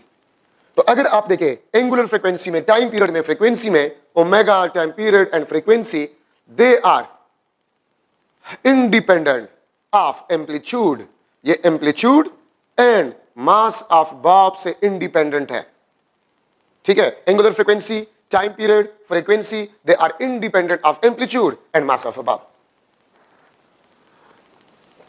ठीक है। तो ये आपके पास इससे इंडिपेंडेंट है। तो मैं अगर सिंपल पेंडुलम के एम्पलीट्यूड को डबल कर जाऊं तो टाइम पीरियड, फ्रीक्वेंसी और एंगुलर फ्रीक्वेंसी में कोई फर्क नहीं आएगा, कोई फर्क नहीं आएगा। अगर मैं मास ऑफ अबाव को डबल कर जाऊं by keeping the size same, double करो मास, ट्रिपल करो, लेकिन साइज सेम हो, तो आपके पास टाइम पीरियड, फ्रीक्वेंसी और एंगुलर फ्रीक्वेंसी पे कुछ भी फर्क नहीं पड़ेगा, ठीक है। तो टाइम पीरियड, फ्रीक्वेंसी और एंगुलर फ्रीक्वेंसी दो चीजों पे डिपेंड करता है, gravitational acceleration and length of a simple pendulum. एक बात याद रखिए, जहां पर स्मॉल जी होता है मींस ग्रेविटेशनल एक्सेलरेशन, तो अगर लोकेशन स्पेसिफाइड हो तो फिर जी कांस्टेंट होगा। अगर मैं कह दूं time period of a simple pendulum in Peshawar depends upon dash, Peshawar, तो पेशावर में जी का वैल्यू कांस्टेंट, तो सिर्फ लेंथ पे डिपेंड करता है। लेकिन अगर मैं कह दूं the time period of a simple pendulum depends upon dash, मैंने लोकेशन स्पेसिफाई नहीं किया, तो फिर लेंथ और जी दोनों पे, क्योंकि मरी में जी का वैल्यू कम है पेशावर के मुकाबले में, ठीक है। मरी में जी का वैल्यू जो है वो कम है पेशावर के मुकाबले में, तो इसलिए आपके पास टाइम पीरियड पेशावर और मरी में डिफरेंट होगा। लेकिन अगर मैं कह दूं पेशावर में, तो फिर या मरी में तो जी तो वैल्यू कांस्टेंट होता है, जो लोकेशन स्पेसिफाइड हो तो फिर जी कांस्टेंट होगा, सिर्फ लेंथ पे डिपेंड करेगा। लेकिन अगर जगह स्पेसिफाई ना हो तो फिर लेंथ और जी दोनों पे डिपेंड करेगा।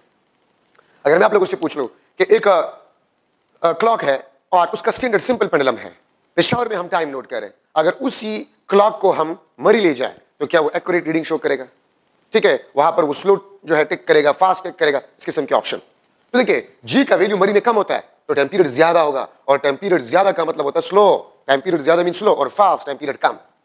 ठीक है, तो अगर आप वो क्लॉक जिससे आप पेशावर में टाइम मेजर कर रहे हैं, अगर उसको आप मरी ले जाए तो वहां पर वो एक्यूरेट टाइम शो नहीं करेगा। ठीक है, वहां पर वो स्लो टिक करेगा। ठीक है, तो आपके पास सिंपल पेंडुलम जो होगा वो स्लो हो जाएगा, क्योंकि जी का वैल्यू कम है, टाइम पीरियड ज्यादा, स्लो। और अगर मरी से आप पेशावर ले तो फास्ट। ठीक है, अगर एक सिंपल पेंडुलम को मैं माइंड में ले जाऊं, माइंड में, कान जिसको हम कहते हैं ना, ठीक है, अगर माइंड में हम इसको ले जाए तो जी का वैल्यू कम होगा, टाइम पीरियड ज्यादा, तो वहां पर वो ज्यादा टाइम पीरियड ज्यादा मीन स्लो हो जाएगा।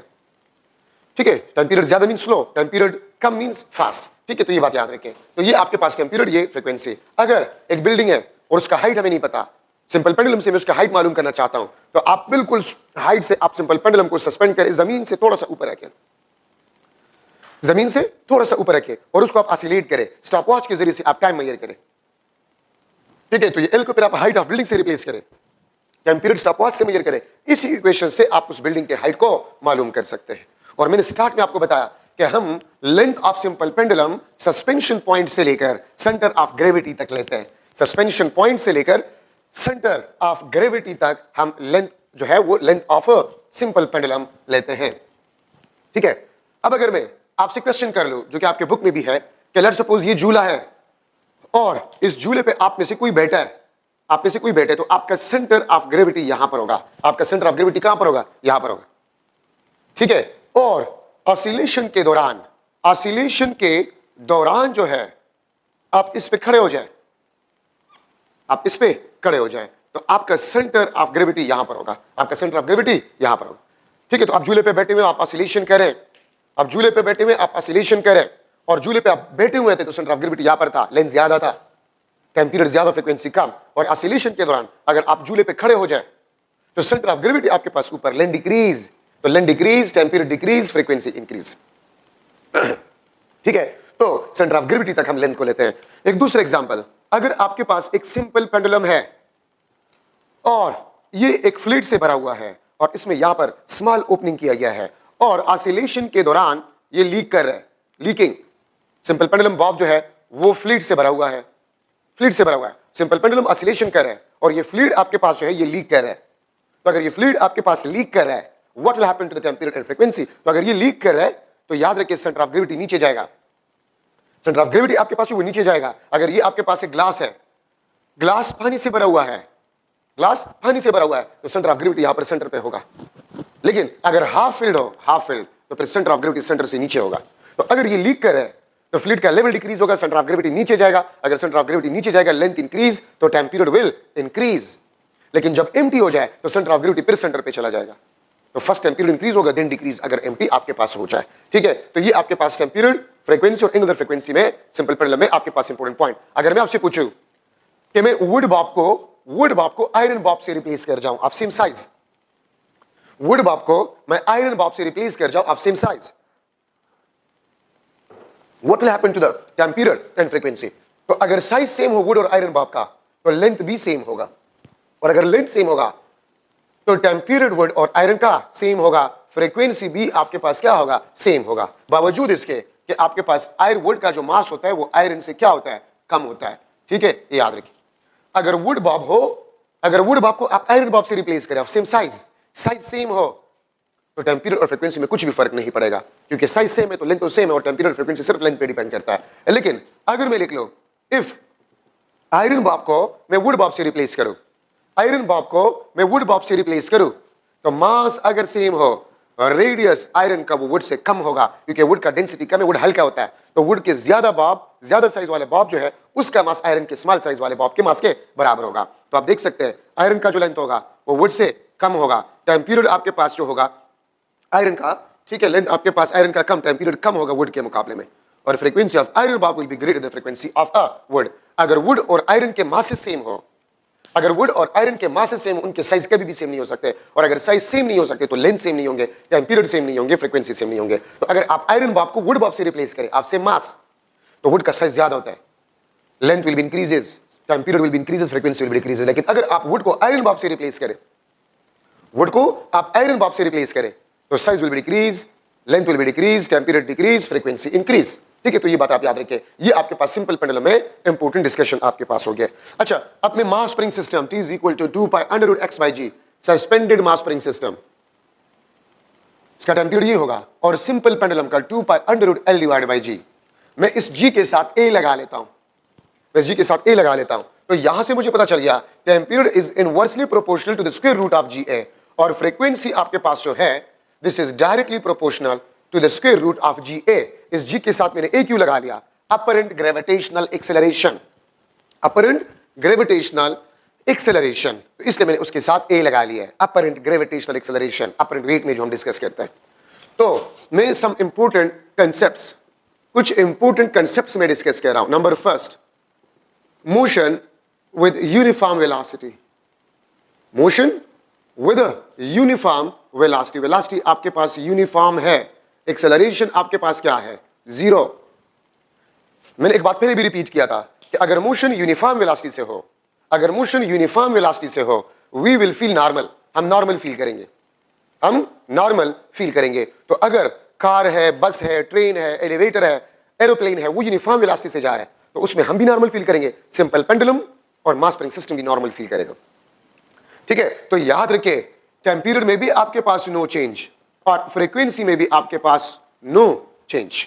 ठीक है, कार है, एलिवेटर है, बस है, उसके सीलिंग के साथ हमने मास स्प्रिंग सिस्टम या सिंपल पेंडुलम सस्पेंड किया है। ठीक है, और वो यूनिफॉर्म वेलोसिटी से जा रहे हैं, तो सिंपल पेंडुलम या मास स्प्रिंग सिस्टम के ना तो टाइम पीरियड में चेंज आएगा ना फ्रीक्वेंसी में चेंज आएगा।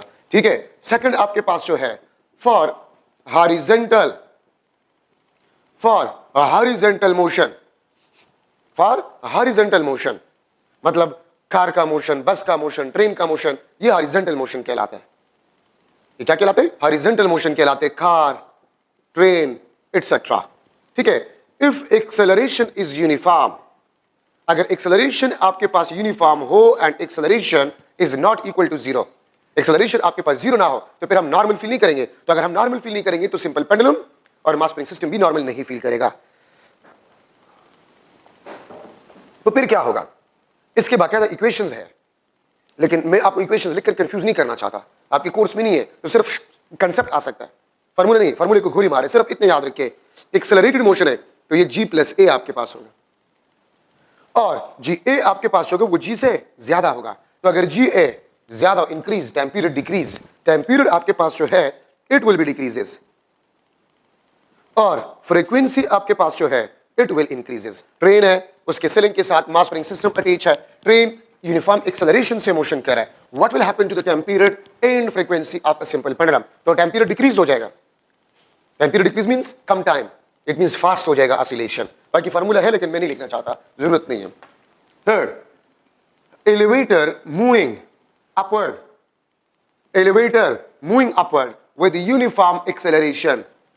ठीक है, uniform acceleration, acceleration is not equal to zero, upward direction में आपके पास मोशन है। तो अगर आपको याद हो G A is equal to G plus A, और फिर आपके पास वही situation G A greater than G, तो टाइम पीरियड आपके पास जो होगा वो डिक्रीज होगा और फ्रीक्वेंसी आपके पास वो इंक्रीज होगा। Time period will be decrease, frequency आपके पास होगा it will be increases.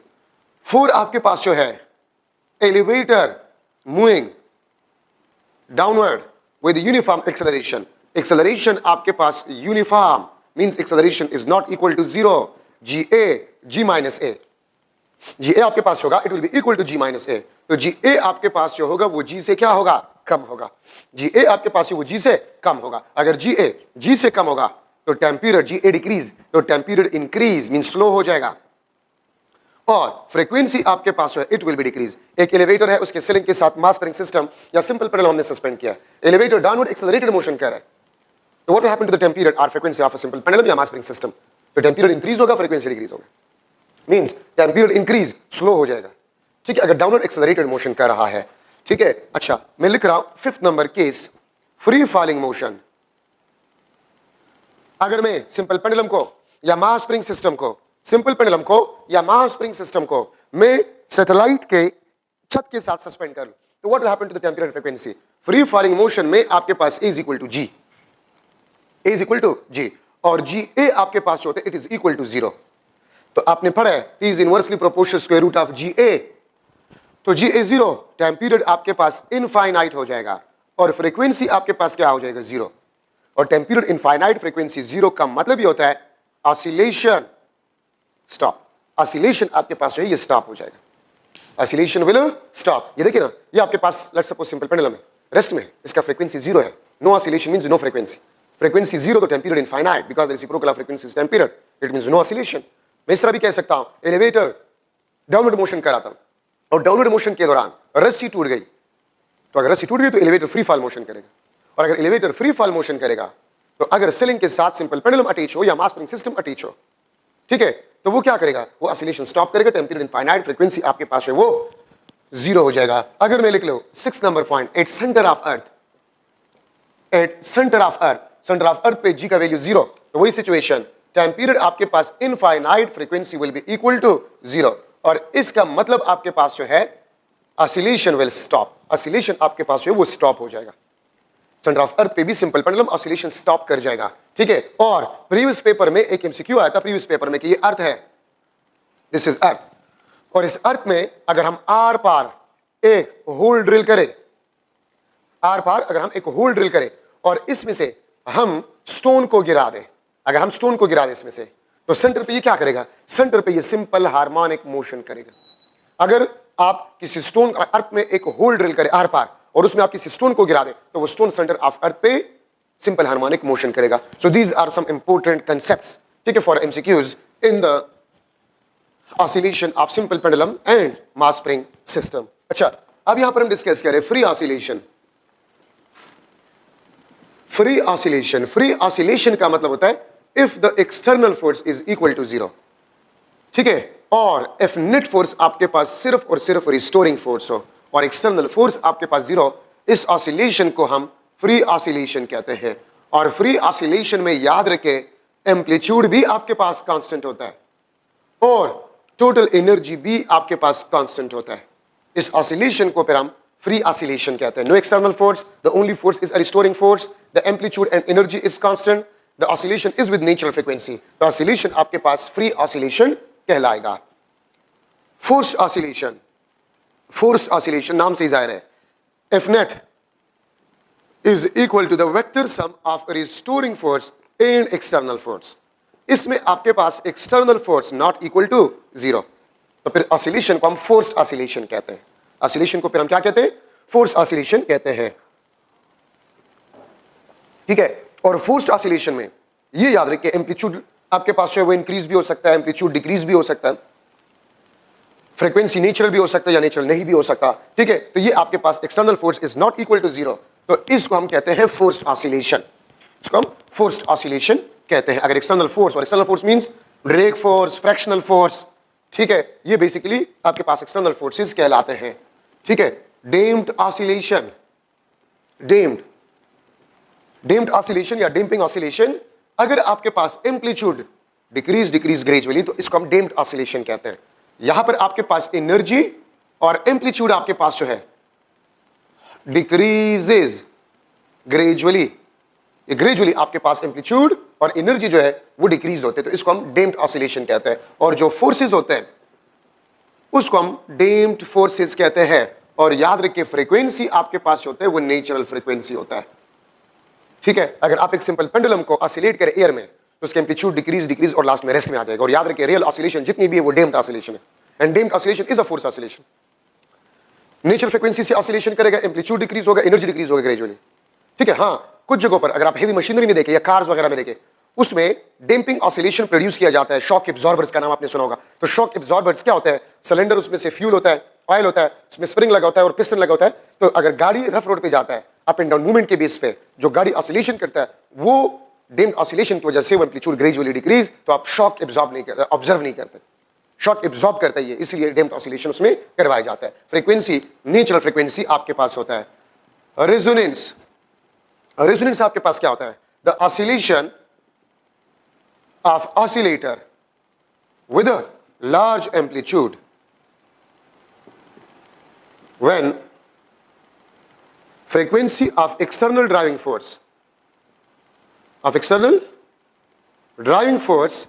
or energy, ठीक है। oscillation of oscillator with large amplitude when frequency of external driving force or energy becomes equal to the natural frequency or integral multiple of natural frequency. ठीक है, अगर external driving force की frequency, external driving energy का frequency oscillator के natural frequency या integral multiple of natural frequency के बराबर हो जाए तो ऑसिलेटर लार्ज एम्पलीट्यूड से ऑसिलेशन करेगा। ठीक है, इस फिनोमेना को बेसिकली हम क्या कहते हैं? रेजोनेंस कहते हैं। इस फिनोमेना को हम रेजोनेंस कहते हैं। ठीक है, रेजोनेंस की एप्लीकेशन आपकी जितनी भी communication, mobile, radio, television communication, सारे इलेक्ट्रिकल रेजोनेंस के बेस पे होता है। माइक्रोवेव ओवन में रेजोनेंस के बेस पे फूड जो है वो गर्म होता है। ठीक है, जलजला आता है, बिल्डिंग कोलैप्स हो जाती है, क्योंकि जलजले की वजह से जो सिस्मिक वेव्स बनते हैं उसका फ्रीक्वेंसी बिल्डिंग की नेचुरल फ्रीक्वेंसी या इंटीग्रल मल्टीपल, इंटीग्रल मींस 1 2 3 4 5, अगर नेचुरल फ्रीक्वेंसी 10 हर्ट्ज है तो 10 20 30 40 50 60 इसके बराबर अगर हो जाए तो लार्ज एम्पलीट्यूड से ऑसिलेशन करेगा एंड द बिल्डिंग में कोलैप्स। ठीक है, तो रेजोनेंस, अगर फौजी जो है जवान वो पुल पे मार्च करते तो उसको मार्च करने से रोका जाता है। क्यों? ऐसा ना हो मार्च के दौरान तमाम फौजियों की जो एनर्जी पुल को मिलकर लार्ज एम्पलीट्यूड से ऑसिलेशन ना कर जाए, रेजोनेंस ना हो जाए, तो पुल टूटने का खतरा होता है, इसलिए उसको मार्च करने से रोका जाता है। Free oscillation is ideal oscillation. ठीक है, बाकी हमारे पास जितनी भी वो डीम्ड ऑसिलेशन है, रियल ऑसिलेशंस। ठीक है, अच्छा, अब यहां पर मैं डिस्कस कर रहा हूं sharpness of resonance. Sharpness of resonance, the oscillation of oscillator with a large amplitude at a resonance in the presence of small damping forces। ठीक है, sharpness of resonance का मतलब क्या होता है? The oscillation of oscillator with large amplitude at resonance in the presence of small damping forces known as sharpness of a resonance। हम sharpness of resonance कहते हैं। ठीक है, अच्छा, अब इसी शार्पनेस को मैं आपको डायग्राम के जरिए से समझा रहा हूं। ये लेट सपोज आपके पास जो है ग्राफ है रेजोनेंस कंडीशन ऑफ ऑसिलेटर का। ठीक है, ये आपके पास एक, ये आपके पास दूसरा, ये आपके पास तीसरा। मैं इसे रेड के साथ लिख लेता हूं वाटर, ब्लू के साथ में लिख लेता हूं एयर, ब्लैक के साथ में लिख लेता हूं वैक्यूम। अगर ये आपके पास मास स्प्रिंग सिस्टम हो, अगर ये आपके पास मास स्प्रिंग सिस्टम हो और इसको मैं वाटर में रेजोनेट कर रहा हूं, ये आपके पास वाटर है। ठीक है, अगर आपके पास मास स्प्रिंग सिस्टम है और ये वाटर में ऑसिलेशन कर रहा है और वाटर में मैं इसको रेजोनेट करूं, वाटर में मैं इसको रेजोनेट करूं, ठीक है, तो आपके पास ग्राफ ही आता है। अगर वाटर से निकालकर मैं एयर में रेजोनेट करूं, ये ग्राफ आता है। और अगर मैं एक वैक्यूम चेंबर बनाऊं और वैक्यूम चेंबर में मैं इसको रेजोनेट करूं, ठीक है, तो फिर उसका ग्राफ ही आता है। ठीक है, ये देखिए रेजोनेंस पे, ये तीनों ग्राफ रेजोनेंस पे, नेचुरल फ्रीक्वेंसी। इसके एम्पलीट्यूड को आप देखें A1, इसके एम्पलीट्यूड को आप देखें A2, इसके एम्पलीट्यूड को आप देखें दिस इज A3। तो देखिए वाटर में अगर ऑसिलेट करो और मैं रेजोनेट करूं तो डैम्पिंग फोर्सेस लार्ज होते हैं, एम्पलीट्यूड कम है। फिर एयर का डैम्पिंग फोर्स, एयर का ड्रैग फोर्स कम होता है वाटर के मुकाबले में। फिर अगर हम रेजोनेट करेंगे एयर में तो एम्पलीट्यूड ज्यादा होगा, और अगर हम वैक्यूम चेंबर में करें एम्पलीट्यूड और भी ज्यादा होगा। तो देखिए ना डेफिनेशन को, oscillation of oscillator with large amplitude at resonance in the presence of small damping forces, इसको हम शार्पनेस कहते हैं। शार्पनेस किसका ज्यादा है? वैक्यूम में। तो मैं आसानी के लिए मैं लिख लेता हूं आपके लिए कुछ रिलेशंस। शार्पनेस ऑफ रेजोनेंस जो है this is inversely proportional to the damping force. Damping force small, sharpness of resonance large. ठीक है, और ये भी आप लोग देखें कि आपके पास एम्पलीट्यूड ऑफ ऑसिलेशन जो है this is inversely proportional to the damping force. ठीक है, और मैं लिख सकता हूं sharpness directly proportional to amplitude. तो देखिए मैं एमसीक्यूज में लिख सकता हूं कि मैं एक मास स्प्रिंग सिस्टम को वाटर में रेजोनेट कर रहा हूं, अगर वाटर से निकाल कर मैं उसको एयर में रेजोनेट करूं या वैक्यूम चैम्बर में, तो शार्पनेस क्या होगा? Sharpness will be increase. Sharpness is inversely proportional to the damping force, amplitude is inversely proportional to the damping force, sharpness is directly proportional to the amplitude. तो आपको diagram से नजर आ रहा है। ठीक है, अच्छा, इसको इस फ्लैटनेस को बेंड विड्थ कहा जाता है। आप ये देखिए, ये आपके पास फ्लैटनेस, इस फ्लैटनेस को बेंड विड्थ कहा जाता है। इस फ्लैटनेस को आप लोग देखें, ये बेंड विड्थ कहा जाता है। तो मैं लिख सकता हूं, देखिए शार्पनेस ज्यादा है तो बेंड विड्थ कम है, तो sharpness is inversely proportional to the band width. या मैं लिख सकता हूं बेंड विड्थ आपके पास है this is inversely proportional to the damping force. Damping force आपके पास, sorry, directly proportional to the damping force. Damping force ज्यादा है, बेंड विड्थ ज्यादा है, कम है कम। ठीक है, तो band width is directly proportional to the damping forces. तो ये आपको बहुत कुछ बता रही है रिलेशन जो मैंने लिख ली है। ठीक है, तो इससे आप आसानी से एमसीक्यूज को हैंडल कर सकते हैं। मैं वाटर में एक बॉडी को रेजोनेट कर रहा हूं, ठीक है, तो वाटर में मैं रेजोनेट कर रहा हूं, फिर वाटर से निकालकर मैं वैक्यूम में रेजोनेट कर रहा हूं, तो शार्पनेस इंक्रीज, एम्पलीट्यूड क्या होगा, ये रिलेशन मैंने लिख लिया है। आपका चैप्टर जो है वो खत्म हो गया। अब इसमें कुछ थोड़ा सा जनरल डिस्कशन है फेज डिफरेंस और इसके बारे में, ठीक है। आप देखिए, अगर मैं दो ऑसिलेटर, फर्स्ट ऑफ ऑल तो मैं वेव फॉर्म को अगर लिख लूं, wave form of simple harmonic oscillator, तो graphical representation between displacement and time, इसको हम वेव फॉर्म कहते हैं। x is equal to x naught cos theta, y is equal to v naught sin theta. Displacement में cos theta है, velocity में sin theta है, और sin थीटा और cos थीटा के दरमियान 90 डिग्री फेज डिफरेंस होता है। अगर मैं इसके वेव फॉर्म को ड्रा करूं तो cos थीटा 0 पुट करे तो cos 0 आपको 1 देता है, ये cos कर्व है, cos कर्व, ये 1 मैक्सिमम से शुरू होगा, ठीक है। ये आपके पास 0 से शुरू होगा, तो ये sin 0 0, sin 0 0 से शुरू हो रहा है, और cos थीटा को आप देखिए cos 0 1 मैक्सिमम से, तो ये cos कर्व है, ये sin, और ये आपके पास डिस्प्लेसमेंट, ये आपके पास वेलोसिटी।